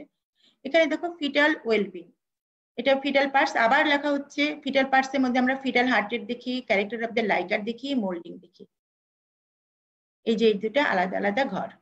এরপরে আমরা লেবার প্রোগ্রেস দেখছি, ডাইলেটেশন দেখছি, ডিসেন্ট দেখছি, ইউটেরাইন কন্ট্রাকশন দেখছি। তারপরে কি দেখছি আমরা, এইটা হচ্ছে ইউটেরাইন কন্ট্রাকশনের ঘর। এখানে আমরা কিভাবে দেখি সেটা আমরা পরের স্লাইডে আমরা এটাকে বলবো। তারপরে আমরা যে মেডিকেশন দেই, সেই মেডিকেশন যে দেই তার একটা আলাদা ঘর থাকে, সেখানে আমরা কি দিচ্ছি সে কিন্তু আমরা এটা লিখেও রাখতে পারি, পাশেও লিখে রাখতে পারি। আর ম্যাটারনাল ওয়েলবিং দিচ্ছি, এই যেখানে আমরা ড্রাগ কি ইউজ করছি সেটা আইভি দিচ্ছি কিনা আমরা এই ঘরে ছোট ছোট করে লিখে রাখতে পারি। অথবা কেউ যদি এখানে লিখতে না পারে সে কিন্তু এই পাশেও যদি লিখে তাহলে কোনো সমস্যা নেই, তবে এখানে লিখতে পারলে ভালো। ম্যাটারনাল ওয়েলবিং আমরা দেখি, আমরা বলেছি এটা পালস দেখি, ব্লাড প্রেশার দেখি, টেম্পারেচার দেখি, ইউরিনে অ্যালবুমিন, গ্লুকোজ, অ্যাসিটোন, ইউরিন আউটপুটে ইউরিন ভলিউমটা দেখি। এভাবে আমরা প্রত্যেকটা জিনিস দেখে আসবো। এখন পার্টিকুলার মাদার ইনফরমেশন মানে পার্টিকুলারস অফ দ্য পেশেন্ট, যেটা আমরা আগে বলে এসেছি সেটা আমার মনে হয় আর বলতে হবে না। এখানে একটু দেখেছে যে শর্ট অ্যান্টিনেটাল হিস্ট্রি, যদি কোনো হিস্ট্রি লিখতে চায় কেউ তাহলে সেখানটা একটু শর্ট করে লিখে রাখতে পারে। আর name, age, period, gestational period, parity, gravida, এগুলো সব কিন্তু আমরা বলে এসেছি। পার্টোগ্রাফ রেকর্ড যখন করবো ফিটাল ইনফরমেশনে, তখন এটাও তোমরা জানো fetal heart rate, membrane, amniotic fluid এর কন্ডিশন এবং মোল্ডিং আছে কিনা, কিরকম অবস্থা আছে সেটা আমরা বলবো। ফিটাল হার্ট রেট মনিটরিং করার সুবিধাটা কি? এটার সুবিধা হচ্ছে যে safe and reliable way of knowing fetus is well. তাহলে এটা ফিটাল হার্ট রেট যদি আমরা না দেখি তাহলে কি আমরা বুঝতে পারবো যে বাচ্চাটা ভালো আছে কিনা? সুতরাং তোমাকে ফিটাল হার্ট রেট মনিটরিং করতে হবে। Listen after each contraction for 1 minute. তাহলে একটা কন্ট্রাকশন যখন হবে একজন মায়ের, তাহলে কন্ট্রাকশন হওয়ার পরে কিন্তু আবার একটা 1 মিনিট ধরে এই ফিটাল হার্ট রেটটা দেখতে হবে। অনেক সময় কিন্তু ফিটাল হার্ট রেট অনেকেই দেখে এইভাবে ভাগ করে দেখে যে তোমরা মিনিটে 60 মিনিট পুরাটাই 60 সেকেন্ড না দেখে তোমরা ভাগ করে করে দেখো, অনেক সময় দেখে তারপরে হয়তো দেখলা যে তারপরে বলো। এইভাবে না বলে আসলে তোমাকে 1 মিনিট আসলে এটা দেখে তারপরে আমাকে হিসাব করে বলতে হবে যে আসলে কতটুকু তার হার্ট রেট কতটুকু আছে সেটা দেখতে হবে। রেকর্ডেড হাফ আওয়ারলি, আমরা বলেছি যে একটা স্কোয়ার হচ্ছে হাফ আওয়ার একটা স্কোয়ার, সেই হাফ আওয়ারলি দেখে তারপরে আমাকে কিন্তু ডট করে প্লট করতে হবে ফিটাল হার্ট রেটটা। তাহলে আমাকে ফিটাল হার্ট রেটটা অবশ্যই দেখতে হবে এবং প্রত্যেকটা কন্ট্রাকশন ওভার করার পরে ফিটাল হার্ট রেট দেখতে হবে এবং 1 মিনিট ধরেই ফিটাল হার্ট রেটটা দেখতে হবে। এবং দেখার পরে আমি প্লট করব কোথায়? হাফ আওয়ারলি আমি প্লট করব ছোট্ট আমার যে ঘরটা আছে সেখানে আমি ডট চিহ্ন দিই। Character of the amniotic fluid, character of the amniotic fluid যখন আমরা দেখছি সেটা কি করে? State of liker can assist in monitoring fetal condition, তাই না? কারণ আমরা লাইকারের তো কালার দেখে ফিটাল কন্ডিশনটা বুঝতে পারি। তাহলে মেমব্রেন ইনট্যাক্ট যদি থাকে তাহলে আমরা সেখানে রেকর্ড করব আই দিয়ে। মেমব্রেন ইনট্যাক্ট আমরা রেকর্ড করছি আই, তার মানে আই দিলেই বোঝা যাবে যে মেমব্রেন রাপচার হয়নি, মেমব্রেনটা ইনট্যাক্ট আছে। কিন্তু মেমব্রেন যদি রাপচার হয়ে যায় তাহলে আমি সেখানে কি দেখবো? রাপচার হয়ে গেলে দেখবো যে লাইকারের কালারটা কেমন। যদি কালারটা ভালো থাকে তাহলে সেখানে আমি প্লট করব, লিখবো। আমি এখানে কিন্তু ঘরের মধ্যে লিখতে হবে, লিখবো আমি সি। মিউকোনাম স্টেন যদি হয় তাহলে আমি লিখবো এম, এম দিলেই বোঝা যাবে যেটা মিউকোনাম স্টেন লাইকার। যদি লাইকারই দেখলাম না, পেলামই না হাতে কিছু, তাহলে আমি লিখবো যে অ্যাবসেন্ট। আর যদি ব্লাডি লাইকার হয়, ব্লাড আসে, তাহলে সেক্ষেত্রে আমি লিখবো হচ্ছে বি। এগুলো কিন্তু এখানে কিন্তু প্লট না, এখানে কিন্তু লিখতে হবে। ছোট্ট যে ঘরটা আছে সেখানে আমাকে ওইভাবে লিখতে হবে। Molding of the fetal skull provides information about the adequacy of the pelvis to accommodate fetal head. Record the degree of molding. এখন বোন যদি সেপারেট থাকে, মোল্ডিং হয়নি, বোনটা সেপারেটেড হয়ে আছে, তাহলে সেক্ষেত্রে আমি লিখব 0। যদি বোন টাচ করে but can be separated, touch করছে কিন্তু সেপারেটেড হবে, তাহলে সেক্ষেত্রে আমি লিখবো 1+। বোনটা একটার উপরে আরেকটা ওভারলিপিং করেছে, তাহলে আমি সেখানে লিখবো 2+।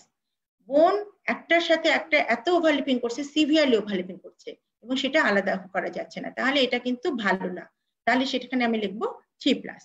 তাহলে এইভাবে আমরা কিন্তু মোল্ডিংটা দেখি এবং কেউ 0, 1+, 2+, 3+ দিয়ে আমরা সেখানে লিখে থাকি, প্লট করি। দেখো এখানে ছবি দিয়েছি মোল্ডিং এর, এটা দেখো, এটা তো জানো এখানে হচ্ছে ফ্রন্টাল স্কাল, ফ্রন্টাল সুচার, এটা ফ্রন্টাল বোন, এটা হচ্ছে অ্যান্টেরিয়র ফ্রন্টালিলি। তাহলে এটা হচ্ছে ফ্রন্টাল সুচার, এটা হচ্ছে প্যারাইটাল বোন, মাঝখানে যাচ্ছে কোনটা? এটা হচ্ছে স্যাজিটাল সুচার, আর এটা হচ্ছে পোস্টেরিয়র ফ্রন্টালিলি, এটা পিছনেটা হচ্ছে অক্সিপিট। ঠিক আছে?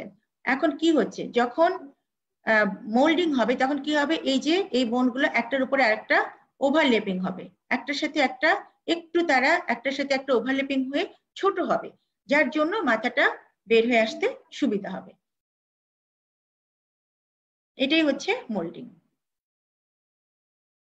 এটা বলেছিলাম যে এটা হচ্ছে কেফাল হোমাট, সরি এটা হচ্ছে ক্যাপুট। এই যে বাচ্চাটা যখন আসছে অনেকক্ষণ যদি থাকে বাচ্চাটা, তখন এইখানে যে তার একটা স্কিন, যে লুজ স্কিনটা, এইখানে কিছু ফ্লুইড এখানে কালেকশন হয়, সেটাই হচ্ছে ক্যাপুট। এই ক্যাপুট আমরা বলেছি যে একটু ক্যাপুটটা বড় যদি হয় তাহলে দেখা যাচ্ছে যে হেডটা নামছে না, শুধু ক্যাপুটটাই নামছে, তাহলে সেক্ষেত্রেও কিন্তু আমরা আইডেন্টিফাই করি যে না, এটা নর্মাল ডেলিভারি হওয়া সম্ভব না, কারণ হেড কিন্তু তার এখানটায়, কিন্তু শুধু ক্যাপুটটাই নামছে, সুতরাং এখানে পসিবল না। কিন্তু যদি ছোট ক্যাপুট হয় তাহলে কিন্তু ডেলিভারি করা সম্ভব। এখানে দেখো আমরা প্লটিং করছি। এই যে এখানে আমরা দেখো প্রথমে ছিল হার্ট রেট 140, এখানে 140 হার্ট রেটে প্লটিং হলো একটা ডট দিয়ে, তারপরে আবার আসলো 130, এখানে একটা ডট হাফ আওয়ার পর পর দেখো, তারপরে আবার 130, সেটাই দেখো কিভাবে প্লটিং হয়েছে, আবার গেল 140, এইভাবে কিন্তু প্লটিং করে আমরা আসতে পারি। আমরা যদি প্লটিং করার পরে তুমি যদি এটা এইভাবে যদি লাইন টেনে দাও তাহলেও হবে, যদি না দাও তাহলেও আমার মনে হয় না কোনো সমস্যা হওয়ার কথা, কারণ তুমি যে প্লট করে আসছো সেটাই যথেষ্ট, সেটাই আমরা বুঝিনি। এখন অ্যামনিওটিক ফ্লুইডের কি হয়, আর এই জন্য তোমরা আসলে স্কেল ব্যবহার করে স্কেল দিয়ে দিও, এটা টেনে এভাবে আনতে পারো যদি সময় পাও। অ্যামনিওটিক ফ্লুইডে আমরা বলেছি যদি ইনট্যাক্ট থাকে, এই যে দেখো এখানে আই লিখবো, এই ঘরের মধ্যে লিখবো, যদি মেমব্রেন মিউকোনিয়াম হয় তাহলে আমরা এখানে এম লিখবো, ব্লাড হলে ব্লাড লিখবো, ঠিক আছে, ক্লিয়ার হলে সি লিখবো, তাহলে এটা কিন্তু এই ঘরের মধ্যেই লিখতে হবে। আর এই যে মোল্ডিং এর কথা, মোল্ডিং এ যদি 0 হয় তাহলেও এটা ঘরের মধ্যে লিখবো, যদি 1+ হয় তাহলে 1+। তাহলে সেগুলো কিন্তু আমরা কিভাবে লিখবো, আগে আমাদের সার্ভাইকাল ডাইলেটেশন করে আসতে হবে, সার্ভাইকাল ডাইলেটেশন যেখানে হয়েছে সেখান থেকে ধরে ধরে আমাকে এই জিনিসগুলো কিন্তু আঁকতে হবে। তাহলে আমরা এটা বলেছি যে আমরা dilatation of the cervix plot করি এক্স অ্যাক্সিসে এবং ডিসেন্ট প্লট করি ও অ্যাক্সিসে।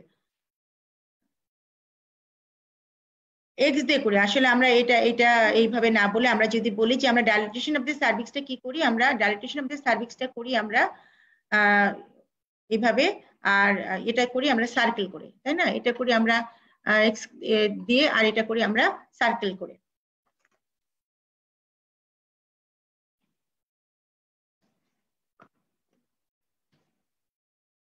First vaginal examination done on admission is record. যখন আমি প্রথম পেশেন্ট আসলো, প্রথম যখন পেশেন্টকে আমরা দেখবো, তখন কিন্তু আমরা অ্যাডমিশনে আসার সাথে সাথে কিন্তু আমরা ফার্স্ট এক্সামিনেশনটা করে ফেলি।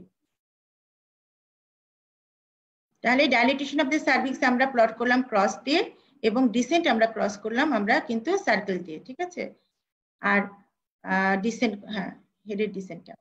Subsequent vaginal examination is done every, এটা আমরা কিন্তু এর আগেই বলেছি যে আমরা ভ্যাজিনাল এক্সামিনেশন করব যদি কোনো ড্রাগ না দিই তাহলে আমরা 4 আওয়ারলি করব, কিন্তু যদি আমরা ড্রাগ দেই তাহলে আমরা সেখানে কিন্তু 2 আওয়ারলি করব। Transfer from latent to active phase, যখন আবার লেটেন্ট থেকে অ্যাক্টিভ ফেজে, আচ্ছা এইটা আসলে ভুল হয়েছে, এখানে তো আমরা লেটেন্ট ফেজটা করছি না, আমরা অ্যাক্টিভ ফেজ থেকে আসছি, সুতরাং এই কথাটা আসবে না এখানে। Cervical dilatation আমরা অলরেডি বলেছি, cervical dilatation is plotted on alert line, then time is detained along the line of dilatation। তাহলে আমরা এখানে এই প্লট করব, আমরা অবশ্যই লাইনের উপরে সার্ভিক্স যেখানে ডাইলেট হচ্ছে সেই 4 সেন্টিমিটারের উপরে আমরা কিন্তু এটা প্লট করব। If labor progress well, plotting of the cervical dilatation should always remain to the left of alert line। যদি ভালো হয় cervical dilatation তাহলে এটা হয় alert লাইনের উপরে থাকবে অথবা alert লাইনের বামে আসবে। If it cross to the right of action line, this warns that labor may be prolonged। এই যে আমরা ছবি দেখাই একটু, আমরা সার্ভাইকাল ডাইলেটেশন ইফাসমেন্ট এর ছবিটা আমরা একটু বলেছিলাম আমরা না, লেবারের আগে কি থাকে 0% ইফেসমেন্ট না, এখানে কোনো ইফেস্ট হয়নি, সার্ভিক্সের লেন্থটা দেখো কি সুন্দর আছে, এখানে কোনো ডাইলেটেশন নেই, আর্লি ইফেসমেন্ট। এবং আমরা কিন্তু আরেকটা জানি যে প্রাইমিতে কিন্তু ইফেসমেন্টটা আগে হয়, এবং এরকমও হয় যে সম্পূর্ণ 100%, অনেক সময় দেখা যায় 100% ইফেসমেন্ট হয়ে গেছে কিন্তু সার্ভাইকাল ডাইলেটেশন হয় না, একেবারে মানে ইফেসমেন্ট কি একদম পেপারের মতো হয়ে গেছে, পাতলা পাতলা একটা পেপারের মতো হয়ে গেছে, এখানে দেখো কমপ্লিট ইফেসমেন্ট হয়ে গেছে, আর এখানে কমপ্লিট ডাইলেটেশন হয়ে গেছে। ইফেসমেন্ট মানে এই ছবিটাতে আরেকটু ছোট হলে মনে ভালো হতো, তাহলে এই ইফেসমেন্টটা হচ্ছে যে একেবারে 100% মানে এখানটা কিন্তু আর সার্ভাইকাল লেন্থ একদম ছোট হয়ে এটা লোয়ার ইউটেরাইন সেগমেন্টের সাথে এক হয়ে গেছে। এখানে দেখো এই ছবিটা বেশি ভালো আছে। এখানে সার্ভিক্সের কোনো ইফেসমেন্ট নাই, সার্ভিক্যাল লেন্থটা আছে একই রকম এবং সার্ভাইকাল কোনো ডাইলেটেশন নাই। এখানে পার্টলি দেখো এটা ছোট হয়েছে, এই ছবিটা কিন্তু আসলে বেশি সুন্দর। সার্ভাইকাল ইফেসমেন্ট হয়েছে, দেখো সার্ভাইকাল লেন্থটা ছোট হতে শুরু করেছে এবং সার্ভাইকাল ডাইলেটেশনও কিন্তু হওয়া শুরু করেছে। তারপরে এখানে দেখো একেবারে এটা কিন্তু ফুলি ইফেস্ট, একদম ইফেস্ট, একদম ছোট হয়ে এটা দেখো লোয়ার ইউটেরাইন সেগমেন্টের সাথে কি সুন্দর করে মিলে গেছে। এখানে সার্ভিক্স কিন্তু ডাইলেট অতখানি হয় নাই, ডাইলেট হচ্ছে। এখানে আমরা বলেছি যে এই ছবিটাতে দেখা যাচ্ছে এখানেও কিন্তু ফুল ডাইলেটেশন নাই, সার্ভিক্স ডাইলেট হয়েছে 8 সেন্টিমিটার, এখনো কিন্তু তার 2 সেন্টিমিটার সার্ভিক্স ডাইলেট হওয়া বাদ যাচ্ছে। তার মানে 10 সেন্টিমিটার ডাইলেটেশন না হওয়া পর্যন্ত কিন্তু একটা বেবি কিছুতেই আসতে পারবে না।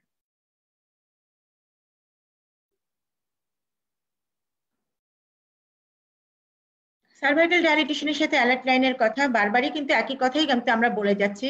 স্টার্ট করছি cervical dilatation in the alert লাইনে। As long as dilatation is 1 centimeter or more per hour, the alert line is not crossed. তার মানে যতক্ষণ পর্যন্ত সার্ভাইকাল ডাইলেটেশন 1 সেন্টিমিটার যদি হয় পার আওয়ারে অথবা যার চেয়ে বেশি হয় তাহলে এটা কিছুতেই কিন্তু অ্যালার্ট লাইনকে ক্রস করবে না, এটা ডানে আসবে না। If cervical dilatation is less than 1 centimeter per hour, the alert is crossed and cause of prolonged labor should be considered. যদি এটা কম ডাইলেটেশন হয়, 1 সেন্টিমিটারে কম ডাইলেটেশন হয় পার আওয়ারে, তাহলে বুঝতে হবে যে লেবারটা প্রলং হতে পারে। সেক্ষেত্রে তোমাকে কি কি কনসিডার করতে হবে, যে artificial rupture of the membrane, যে সার্ভিক্সে ডাইলেট হচ্ছে না, একটু দেরিতে ডাইলেট হচ্ছে, তাহলে একটু আর্টিফিশিয়াল রাপচার যদি আমরা করি তাহলে সেক্ষেত্রে কি করা হয়, এটা অগমেন্ট করা হয়, লেবারটাকে প্রোগ্রেস করে। অথবা কোনো কোনো ক্ষেত্রে আমরা অক্সিটোসিনও দিতে পারি, যদি কন্ট্রাকশন হয় তাহলে তার জন্য, যদি সার্ভিক্সটা ডাইলেট করে। অ্যাকশন লাইন কি? If the action line is cross, the action should be as follows in mentioned order. তাহলে কি করতে পারি আমরা? অ্যাকশন লাইনে যদি যাই তাহলে আমাকে কি করতে হয়, তখনও তো আমাকে একটা অ্যাকশন নিতে হবে। সেই অ্যাকশনটা কি করতে পারি আমরা? একই কথা বলেছি, artificial rupture of the membrane করা যেতে পারে এন্ড অক্সিটোসিন অগমেন্টেশন। এবং এই কথাটা কিন্তু খুবই ইম্পর্টেন্ট একটা কথা, যে অক্সিটোসিন আমি হুট করে কিন্তু আগে দিয়ে দেওয়া উচিত না, কারণ আমাকে কিন্তু কনফার্ম হতে হবে যে বাচ্চার কোনো ডিস্ট্রেস হচ্ছে কিনা। বাচ্চার ডিস্ট্রেস হচ্ছে কিনা এটা আমরা দুভাবে বুঝতে পারি। একটা হচ্ছে যে তোমার তো লেবার রুমে সিটিজি মেশিন আছে, সেটা দিয়ে কিন্তু তুমি সবসময় মনিটরিং করতেই পারছো যে কিরকম অবস্থা। আরেকটা করতে পারি যে আমরা এআরএম করলাম, রাপচার মেমব্রেন করলেই পরে কিন্তু দেখা যাবে যে ফ্লুইডের কালারটা কি, ফ্লুইড কিরকম আসলো সেটা দেখো, কিন্তু ক্লিয়ার কালার আসলো, কোনো সমস্যা নাই, তুমি অক্সিটোসিনও দিতে পারো। তাহলে অবশ্যই অক্সিটোসিন দেওয়ার আগে কিন্তু এআরএম করে দেখে নেওয়া উচিত। যদি এআরএম না করা যায় তাহলে সেক্ষেত্রে কিন্তু অবশ্যই সিটিজি করে দেখতে হবে যে বাচ্চার কোনো সমস্যা হচ্ছে কিনা। কারেকশন অফ ম্যালপজিশন, যদি কোনো ম্যালপজিশন থাকে তাহলে সেক্ষেত্রে যদি কারেকশন করার কোনো সুযোগ থাকে তাহলে সেটা করে ফেলতে হবে। আর কি করা যায়? ভ্যাকুয়াম করা যায়। If in second stage descent যদি 1/5 আর বিলো হয় তাহলে সেক্ষেত্রে সেকেন্ড স্টেজে আমরা ভ্যাকুয়াম করতে পারি। আর যদি সম্ভব কিছুই না হয় তাহলে আমরা সি সেকশনে চলে যাব।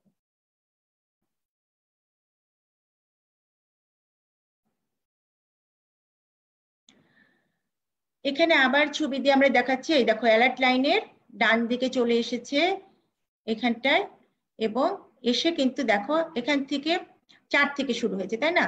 তাহলে এটা এই ঘরে হচ্ছে এই যে একটা ঘর, তার মানে 4 থেকে ধরো 10টার সময় শুরু হলো, 10, 11, 12, 13, তাহলে 3 ঘন্টা। 3 ঘন্টার ভিতরে কতটুকু ডাইলেট হওয়ার কথা? তাহলে যদি এটা 4 সেন্টিমিটার থাকে তাহলে তার কি হবে? 7, 8 হয়ে যাওয়ার কথা, এখানে 4 ঘন্টা হয়ে গেছে। 10, 11, 12, 13, 13 কি টাইম? 10, 11, 12, 1 হবে এখানটায়, তাই না? 4 ঘন্টার ভিতরে তার হবে হচ্ছে যে 8 সেন্টিমিটার হয়ে যাওয়ার কথা। সেখানে কি হলো? এইদিকে না যেয়ে অ্যালার্ট লাইনের ডান দিকে চলে আসলো। ডান দিকে চলে আসার পরে পরবর্তীতেও কিন্তু সে আর কোনো আগালো না, একই জায়গায় থেকে গেল। তাহলে এখানে আসার পরে আমরা এখানে একটা কি করতে পারতাম, এখানে যদি মনে হতো যে প্রোগ্রেস করছে না তাহলে সেখানে যদি অগমেন্ট করার সুযোগ থাকতো তাহলে অগমেন্ট করা যেতে পারতো। তারপরেও যদি এটা না প্রোগ্রেস করতো তাহলে সেই সময় একটা ডিসিশন নেওয়া হতো। এখানে লিখেছে যে ওরা সিজারিয়ান সেকশন করেছে এই প্লটটা। আচ্ছা, এরপরে আমরা সার্ভাইকাল, এরপরে আমরা যেটা আসবো ডিসেন্ট। ডিসেন্ট যে আমরা দেখবো বেবির, এই ডিসেন্টটা আমরা কিভাবে দেখবো? আমরা কিন্তু এই ডিসেন্টটা পারভাজিনাল এক্সামিনেশন করে দেখবো না। এই ডিসেন্টটা আমরা দেখবো কিন্তু বাচ্চার হেড এনগেজ করছে কিনা, অর্থাৎ সে পেলভিক ইনলেটে যাচ্ছে কিনা সেটা আমরা দেখবো। তাহলে আমরা কি করবো, এটা পার অ্যাবডোমিনালি বাচ্চার হেডটা পেলভিক ইনলেটের ভিতরে ঢুকছে কিনা, সেটা পেলভিক ক্যাভিটিতে যাচ্ছে কিনা সেটা কিন্তু আমরা অ্যাসেস করবো। তাহলে আমরা রুল জানি, রুল অফ 5, তাই না? তাহলে আমরা পেটের উপরে হাত দিয়ে আমরা দেখবো যে কতটুকু আমরা প্যালপেবল পাচ্ছি। যেটুকু প্যালপেবল সেভাবে আমরা লিখবো। আমরা 3/5 প্যালপেবল, 2/5 প্যালপেবল, এভাবে কিন্তু আমরা মেজার করে সেভাবে আমরা সার্ভাইকাল ডাইলেটেশনটা প্লট করব। কি দিয়ে আমরা প্লট করব? সার্কেল দিয়ে আমরা প্লট করব।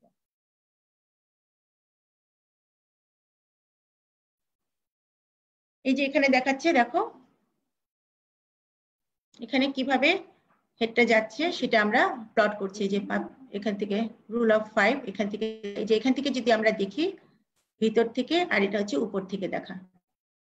তাহলে আমরা এইভাবে দেখি assessment descent of the fetal head by vaginal examination যদি দেখি। আচ্ছা, ভ্যাজাইনাল এক্সামিনেশনের কথা একটু বলে রাখি। যখন আমরা পারভ্যাজাইনাল এক্সামিনেশন করি তখন আমরা ইস্কিয়াল স্প্যানের লেভেলটাকে ধরি। এটাকে ধরি কি, এটা হচ্ছে, এটাকে ধরি আমরা 0। হ্যাঁ, তাহলে এর উপরে যদি থাকে তাহলে আমরা বলি -1, -2, -3, এভাবে আমরা বলি। আর যখন নিচে চলে আসে তখন আমরা বলি +1, +2, +3, +4। তাহলে ইস্কিয়াল স্প্যানের লেভেলটাকে আগে ইস্কিয়াল স্প্যানকে ফিল করতে হবে। ইস্কিয়াল স্প্যানকে দেখার পরে তারপরে সেটা হচ্ছে 0। এখান থেকে যদি উপরে যায় তাহলে এটা হচ্ছে মাইনাস, আর যদি নিচে চলে আসে তাহলে খুবই ভালো, বাচ্চা হয়ে যাবে, ডেলিভারি, কোনো সমস্যা নাই। এটা হচ্ছে পারভ্যাজাইনালি আমরা কিভাবে অ্যাসেস করি। আর আমরা যখন এইখানে করি পার্টোগ্রাফি কিন্তু আমরা এইটা অ্যাবডোমিনাল প্যালপেশন করে সেখানে কতটুকু পাই সেটা দিয়ে কিন্তু আমরা দেখি, সেটা দেখে আমরা কিন্তু প্লটিং করি। আর এটা বলছি যে পারভ্যাজাইনাল এক্সামিনেশন করে তোমরা দেখবে যে হেডটা কতখানি নামছে, সেটা দিয়ে একটা অ্যাসেসমেন্ট করা হয়। সেটা হচ্ছে তোমার ডেলিভারি কতখানি প্রোগ্রেস করছে, সেটা আলাদা জিনিস। এখন প্রোগ্রেস অফ দ্য লেবার এসে আমরা দেখছি ইউটেরাইন কন্ট্রাকশন। ইউটেরাইন কন্ট্রাকশন আমরা অবজার্ভ করব হাফ আওয়ারলি। তাহলে আমরা হাফ আওয়ারলি অবজার্ভ করলাম ফিটাল হার্ট রেট। এখন আমরা আসবো ইউটেরাইন কন্ট্রাকশন, এটাও আমরা অবজার্ভ করব হাফ আওয়ারলি। আর কি করব আমরা ইউটেরাইন কন্ট্রাকশনের সাথে সাথে আমরা কি দেখবো, যে এটার ফ্রিকোয়েন্সি কেমন আছে এবং ডিউরেশন কেমন আছে। তার মানে শুধু কন্ট্রাকশন হলেই তো হবে না, সেই কন্ট্রাকশনটি জোরদার কন্ট্রাকশন হতে হবে এবং তাকে কিছু সময় ধরে থাকতে হবে, তাহলে সেই কন্ট্রাকশনটা কাজের কন্ট্রাকশন হবে। তাহলে each square represent one contraction felt in 10 minutes. আমরা যাব, আমরা দেখব যে কিভাবে আমরা এটাকে দেখি। তাহলে 10 মিনিটে কতবার করে কন্ট্রাকশন হচ্ছে, তার ফ্রিকোয়েন্সি কেমন থাকছে, তার ডিউরেশন কেমন থাকছে, সেটাকে কিন্তু আমরা সেভাবে হাইলাইট করব, শেড করব, করে আমরা প্লট করব। দেখো ডিউরেশন বলেছি আমরা, যদি লেস দেন 20 সেকেন্ড হয় তাহলে মাইল্ড, মাইল্ড যদি হয় তাহলে আমরা সেক্ষেত্রে ডট করি। ছোট ছোট ছোট ছোট এই যে ডটেড দিয়ে আমরা এটাকে মাইল্ড কন্ট্রাকশন, মানে আমার ইয়েতে যদি প্লটে যদি এইরকম থাকে তাহলে বুঝতে হবে যে এটা মাইল্ড কন্ট্রাকশন। এই কন্ট্রাকশনটা লেস দেন 20 সেকেন্ড এটা স্টে করেছে। যদি মডারেট হয় তাহলে সেক্ষেত্রে আমি করবো কি, এই যে এখানে শেড, এখানে প্যারালাল লাইন টানবো, একটা লাইন টানবো, সেটা হচ্ছে 20 to 40 সেকেন্ড যদি হয় তাহলে সেটা হচ্ছে মডারেট, সেখানে আমি এইভাবে প্লট করব। আর যদি মোর দেন 40 সেকেন্ড হয়, এখানে কিন্তু 40 সেকেন্ড পর্যন্ত কিন্তু মডারেটের ভিতরে। কোশ্চেনে যদি থাকে যে 40 সেকেন্ড, এখানে কোনো কনফিউশন আর কিছু নাই, 40 সেকেন্ড মানে এটা তোমার মডারেট, এখানে তুমি শেড দিয়ে এইভাবে করবে। কিন্তু যদি এটা 40 সেকেন্ডের বেশি হয় তাহলে কিন্তু সেটা স্ট্রং, তাহলে তখন তোমরা করবে এইভাবে, এইভাবে তুমি পুরো ঘরটাকে ভরিয়ে দেওয়া হবে। এটা প্যারালাল লাইন, আর হচ্ছে শেড দিয়ে আমরা করে দিলাম। এরপরে যেটা আসছে সেটা আমরা কিভাবে করছি দেখো, এখানে বলেছে লেস দেন 20 সেকেন্ড, সুতরাং এটা ডট দিয়ে করেছে। এটা হাফ আওয়ার পরপর, দেখো হাফ আওয়ার পরপর ঘরগুলোকে দেখা হচ্ছে। এখানে দুটো কন্ট্রাকশন এসেছে সেই জন্য দুবার দেওয়া আছে। এখানে 3টা কন্ট্রাকশন হয়েছে এই জন্য 3টা ঘরকে পূরণ করা হয়েছে। এখানে 3টা ঘর, এখানে দেখো 4 বার হয়েছে, 4টা কন্ট্রাকশন হয়েছে 10 মিনিটে, তার 4টা কন্ট্রাকশন, সেই জন্য সে 4টা ঘরকে প্যারালাল লাইন দিয়ে করে দিয়েছে। আর এখানটায় তাকে কিন্তু পুরাটাই শেড দিয়ে করে দিয়েছে। তার মানে এখানে কন্ট্রাকশনটা অনেকক্ষণ ছিল 40-র উপরে, সেই জন্য এটা কিন্তু ভালো কন্ট্রাকশনটা দেয়। এরপরে আমরা চলে আসবো, কন্ট্রাকশন দেখা হয়ে গেছে আমাদের, এরপরে আমরা চলে আসছি এখন মাদারের কিছু যে ম্যাটারনাল যে এগুলো দেখতে হচ্ছে আমাদের। প্লট করছি সেটা আমরা দেখছি যে ম্যাটারনাল কন্ডিশন গুলো। সেখানে আমরা কি দেখি? আমরা দেখি বিপি দেখি 4 hourly or more frequently if needed. যদি হাইপারটেনসিভ মাদার থাকে তাহলে তো তোমাকে একটু 4 আওয়ারলি বসে থাকলে হবে না, সেক্ষেত্রে তোমাকে কখনো কখনো আগেও দেখতে হতে পারে। সেটা তোমার উপরে ডিপেন্ড করবে, তুমি বুঝবে, পেশেন্টের কন্ডিশন দেখবে তার উপরে। টেম্পারেচার যদি দেখি, টেম্পারেচার আমরা দেখবো 4 আওয়ারলি, পালস দেখবো আমরা হাফ আওয়ারলি। তাহলে এখানে আমরা হাফ আওয়ারলি কি দেখছি? হাফ আওয়ারলি দেখছি ফিটাল হার্ট রেট দেখছি, ইউটেরাইন কন্ট্রাকশন দেখছি, আর কি দেখছি? ম্যাটারনাল পালস দেখছি আমরা হাফ আওয়ারলি। আর টেম্পারেচার দেখছি 4 আওয়ারলি, বিপি দেখছি 4 আওয়ারলি, পারভাইজানাল এক্সামিনেশন করছি 4 আওয়ারলি। যখন আমরা কোনো অগমেন্টেশন করছি, এআরএম করছি অথবা অক্সিটোসিন ড্রাগ দিচ্ছি, তখন আমরা আবার পারভাইজানাল এক্সামিনেশন করছি 2 আওয়ারলি। এখন ইউরিন দেখছি, ইউরিনের ভিতরে আমরা ইউরিন ভলিউম দেখবো, কতখানি ইউরিন ভলিউম হচ্ছে, আর তার সাথে আমরা অ্যাসিটোন যাচ্ছে কিনা অথবা তার সাথে অ্যালবুমিন যাচ্ছে কিনা, এগুলো আমরা দেখি। ম্যাটারনাল মেডিকেশন আর ম্যাটারনাল ওয়েলবিং। ম্যাটারনাল ওয়েলবিং তো আমরা পালস, বিপি, টেম্পারেচার এগুলো দেখলাম। আর মেডিকেশন কি দিচ্ছি? মেডিকেশনের ভিতরে আমরা অক্সিটোসিন দিই, কোনো ক্ষেত্রে আমরা প্যাথিডিন দিই। যদি পেশেন্ট অনেক পেইন ফিল করে সেক্ষেত্রে আমরা প্যাথিডিন দিই। প্যাথিডিনের দুটো কাজ আছে, একটা হচ্ছে যে প্যাথিডিন ব্যথা কমাবে, আর একটা হচ্ছে যে প্যাথিডিন কিছুটা সার্ভাইকাল ডাইলেটেশনে হেল্প করে। এই জন্য যদি আমরা প্যাথিডিনটা আমরা বুঝে দিতে পারি যে কোন সময় দিলে প্যাথিডিনটা কাজে লাগবে, প্যাথিডিন সার্ভাইকাল ডাইলেটেশনে হেল্প করবে। কিন্তু ব্যথা কমানোর জন্য একদম আগে থেকে দিলেও হবে না, অথবা আমার মনে হচ্ছে যে বাচ্চা হয়ে যাবে 2 ঘন্টার ভিতরে, সেক্ষেত্রেও কিন্তু প্যাথিডিন দেওয়া যাবে না, কারণ তাতে কি করে? ফিটাল ডিস্ট্রেস করবে। ডিস্ট্রেস মানে ফিটাল লাংসে তার সমস্যা হবে, রেসপিরেটরি ডিপ্রেশন করবে। সুতরাং এটা মিনিমাম আমরা 4 ঘন্টা আগে প্যাথিডিনটা দিই।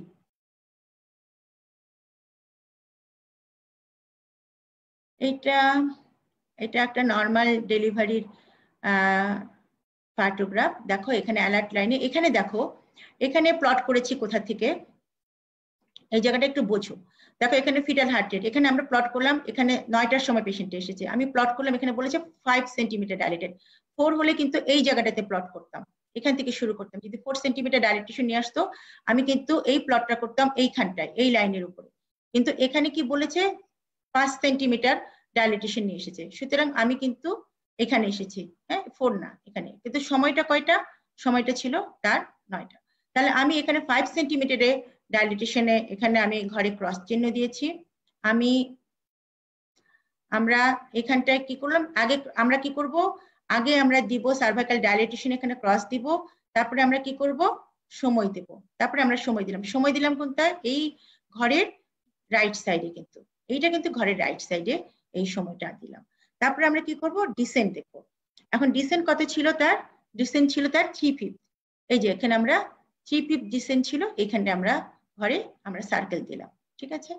দেখো এইটা কিন্তু সুন্দরভাবে 5 ঘন্টার ভিতরে এই সার্ভিক্সটা তার ফুলি ডাইলেট হয়ে কিন্তু ভাইজানাল ডেলিভারি হয়ে গেছে। এবং তার সাথে সাথে দেখো এই প্লটটা দেখলেই, এই পার্টোগ্রাফটা দেখলেই বোঝা যাচ্ছে যে তার কি সুন্দর করে একটা ডাইলেটেশন হয়েছে এবং তার হেডটাও ডিসেন্ড করেছে। সুতরাং এখানে কোনো সমস্যা নাই, এটা অবশ্যই একটা নর্মাল ডেলিভারি একটা পার্টোগ্রাফ। এখানে দেখো ফিটাল হার্ট রেটও কোনো সমস্যা নাই, পালস, বিপি, টেম্পারেচারও দেখো কি সুন্দর করে এখানে করে দিয়েছে। পালস দেখো ডট করেছে, দেখো প্রত্যেকটা দাগের উপরে। দেখো এই জিনিসটা দেখলে কিন্তু আর ভুল হওয়ার কথা না, প্রত্যেকটা দাগের উপরে কিন্তু পালসের ডট বসেছে। দেখো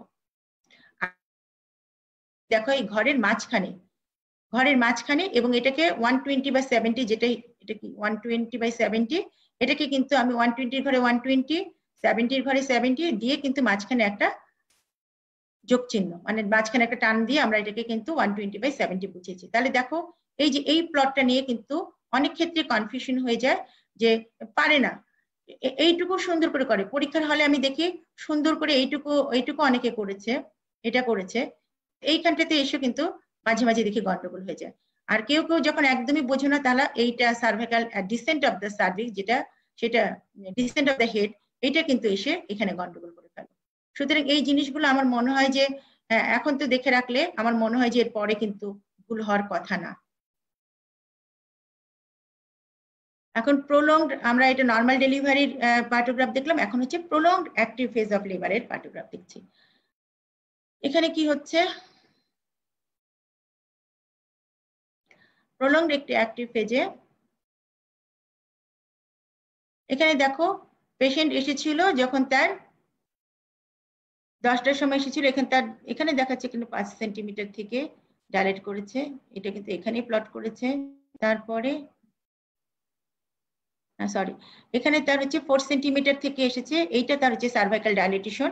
এখান থেকে কিন্তু সে তার যাওয়ার কথা কোথায়, তার যাওয়ার কথা কিন্তু এই দিকে, কিন্তু এই দিকে না যেয়ে সে কি করলো, সার্ভাইকাল ডাইলেটই করলো না, এই 4 সেন্টিমিটার হয়েই বসে আছে। 4 ঘন্টা পরেও কিন্তু সে 4 সেন্টিমিটার হয়ে আছে, কোনো রকম কোনো তার প্রোগ্রেস নাই। আবার দেখো যে হেডের ডিসেন্ট, যে সে হেডও কিন্তু ডিসেন্ট করছে না, সেও কিন্তু একই জায়গায় আছে। এইখানে এসে এইখানটায় যে একটু উপরে উঠলো, তারপরে কিন্তু আর নামে। তাহলে এটাকে বলা হচ্ছে যে prolonged active phase of the liver, কোন রকম কোনো তার ইমপ্রুভমেন্ট নাই, প্রোগ্রেস নাই, সেজন্য এটাকে বলা হচ্ছে prolonged active phase of the liver. এখানে দেখো এটা হচ্ছে secondary arrest of cervical dilatation. এখানে কি হলো, এইখানে এই যে 4 সেন্টিমিটারে পেশেন্ট আসলো, শুরু করা হলো প্লট শুরু করার পরে একটু প্রোগ্রেস করলো। 4 ঘন্টায় যে 4 ঘন্টায় কত হওয়ার কথা, আমাদের 8 সেন্টিমিটার হওয়ার কথা, সেখানটায় তার হলো এখানটায় এসে 5 সেন্টিমিটার। সে 4 ঘন্টা পরে তার কিন্তু 5 সেন্টিমিটার হলো, এরপরে কিন্তু আর তার ডাইলেট করে নাই, একেবারেই একই রকম হয়ে আছে। আবার এখন এখানে দেখো ডিসেন্ট যে করবে হেডটা, হেডও কিন্তু ডিসেন্ট করে নাই। তাহলে এইরকম যখন একটা প্লট দেখা যাবে, তখন কিন্তু বুঝতে হবে যে এই ক্ষেত্রে এটা আর সম্ভব না নর্মাল প্রোগ্রেস করার। এবং এখানে দেখো যে তার কন্ট্রাকশন আবার কিন্তু জোরালো। প্রথম দিকে তার কন্ট্রাকশনটা মাঝামাঝি ছিল, আমরা কি করেছি, প্যারালাল লাইন টেনেছি, সুতরাং এটা হচ্ছে 20 to 40 ছিল। শেষের দিকে এসে দেখো এটা কন্ট্রাকশন কত বেশি হয়েছে, 1 2 3 ছিল, 3টা ছিল, পরের দিকে 4টা হলো, এবং এটা স্ট্রং কন্ট্রাকশন ছিল। কন্ট্রাকশন ভালো, কিন্তু তার কোনো প্রোগ্রেস নাই, সার্ভাইকাল ডাইলেটেশন নাই, হেডও ডিসেন্ড করছে না। তাহলে এটা কি হচ্ছে, এটা সেকেন্ডারি অ্যারেস্ট, এটা কিছু অবস্ট্রাক্টেড লিভার হয়ে যাবে, এটা সম্ভব না, ইউটেরাইন কন্ট্রাকশনটা অনেক ভালো আছে। এদিকে আবার দেখো ফিটাল হার্ট রেটটা কিন্তু এটা কমতে শুরু করেছে, ঠিক আছে। সুতরাং এই পার্টোগ্রাফ দেখে অবশ্যই একটা সুন্দরভাবে এটা অ্যাসেস করা যায় যে একটা ডেলিভারি সেটা নর্মাল না হয়ে সেটা কিভাবে অ্যাবনর্মাল হয়ে যাচ্ছে। তারপরে নর্মাল না হয়ে সেটা আমাদেরকে কখনো অ্যাকশনে যেতে হচ্ছে, কখনো যদি এটা নাই হয় তাহলে সেক্ষেত্রে আমাদেরকে সি সেকশনে যেতে হচ্ছে। এখানে কি ছিল দেখো, এখানে কারণটা বলেছিল যে বাচ্চার ওজনটা কিন্তু বেশি ছিল, 4.6। তো আসলে অনেকগুলো ক্ষেত্রে 4.6 হলে পরে সেটাও কিন্তু একটা ডিসিশনেরও ব্যাপার আছে, সব ক্ষেত্রেই যে নর্মাল লেবার করতেই হবে তা না, আমরা কিন্তু অ্যাসেসমেন্ট করি যে বাচ্চার ওয়েটটা দেখে।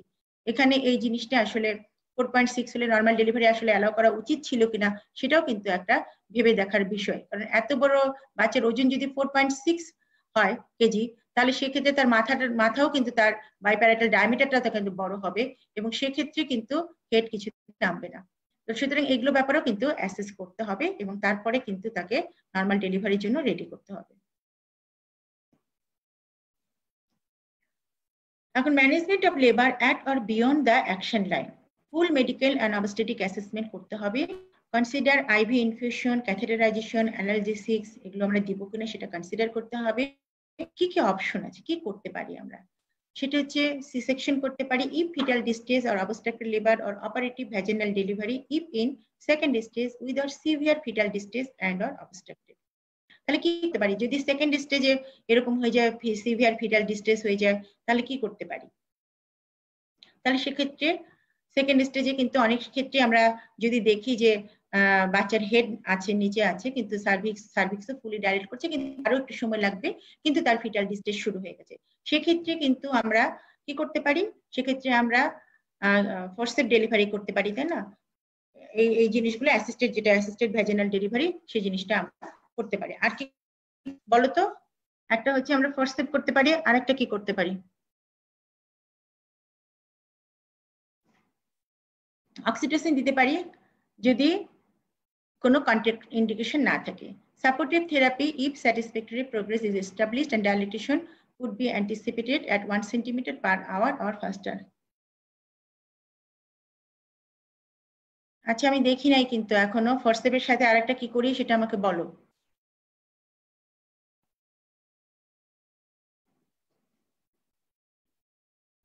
Intervention of the labour, considerable factors for intervention of labour, কি কি কারণে ইন্টারভেন করতে হচ্ছে সেটা হচ্ছে সার্ভাইকাল, কোন কোন ফ্যাক্টর দেখে আমাকে ইন্টারভেন করতে হচ্ছে। সার্ভাইকাল ডাইলেটেশন অ্যান্ড ডিসেন্ট, আমরা এতক্ষণ কিন্তু এগুলো পড়ে এসেছি।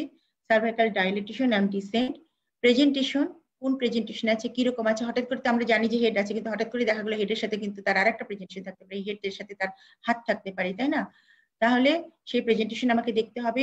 ফিটাল কন্ডিশন, ফিটাল কোনো ডিস্ট্রেস হচ্ছে কিনা সেটা আমাকে অ্যাসেস করতে হবে। ম্যাটারনাল কন্ডিশন অ্যাসেস করতে হবে। Strength and frequency of uterine contraction, এটা তো অবশ্যই দেখতে হবে যে ইউটেরাইন কন্ট্রাকশনের স্ট্রেংথ এবং ফ্রিকোয়েন্সি কেমন আছে সেটা দেখতে হবে, এবং মোল্ডিং এবং ক্যাপুট ফর্মেশন হচ্ছে কিনা তার একটা স্কোর আমাকে দেখতে হবে। Consider all these factors do not be guided only by the dilatation of the cervix in relation to the action line and by the descent of the fetal head, critical though these are. আমরা বলছি যে consider, সব factor গুলো consider করতে হবে, সেটা শুধুমাত্র যে ডাইলেটেশন অফ দ্য সার্ভিক্স দেখে এবং dissent of the fetal head দেখে তা না, সবগুলো ফ্যাক্টরকে কনসিডার করে কিন্তু আমাকে ডিসিশন নিতে হবে। Intervention needs to be earlier in a multi then in a primary. তাহলে মোটামুটি কিন্তু আমাদের আজকে ক্লাসের পড়া মোটামুটি শেষ, আমরা এইটুকু পড়বো, কিন্তু আমাদের আসলে এটা জাস্ট আমরা থিমটা নিলাম যে কি কি দেখি পার্টোগ্রাফি কি কি করা উচিত। কিন্তু আমরা কিন্তু আমি যেটা করি ক্লাসে সেটা হচ্ছে যে প্রথম দিন আমি এইভাবে একটু পড়াই, তারপরের দিন আমি যেটা করি যে সিনারিও বলি, সিনারিও নিয়ে যাই, তোমাদের আমি দিয়ে দিই পার্টোগ্রাফির শিট এবং একটা করে সিনারিও বলি এবং তোমাদেরকে বলি যে ঘরগুলো পূরণ করো। তাহলে আমাদের প্র্যাকটিক্যাল সেশনটা আসলে হয়ে যায়। এটা আমি লেকচার ক্লাসে নিয়ে নিই। তাহলে একটা করে সিনারিও বললে তোমরা যদি পূরণ করতে পারো তাহলে কিন্তু আমার মনে হয় যে পরীক্ষার জন্য খুব সুবিধা হয়। এবং আমি দেখেছি যে অস্পিতে আসলে তোমরা বেশ ভালো করো, ভালোই করে দিতে পারো, কেউ কেউ হয়তো ভুল করো বা বোঝো না। আছে, তাহলে আমরা এখানে শেষ করি। আচ্ছা, খোদা হাফেজ, সবাই ভালো থাকো, সুস্থ থাকো, সাবধানে থাকবে। আর যখনই বাইরে যাবে, বাইরে তো যাওয়া উচিত না, যদি বাইরে যাও তাহলে অবশ্যই ভালোভাবে মাস্ক পরে, ঠিক আছে? ঘরেই থাকো, বাইরে যাওয়ার দরকার নাই। খোদা হাফেজ।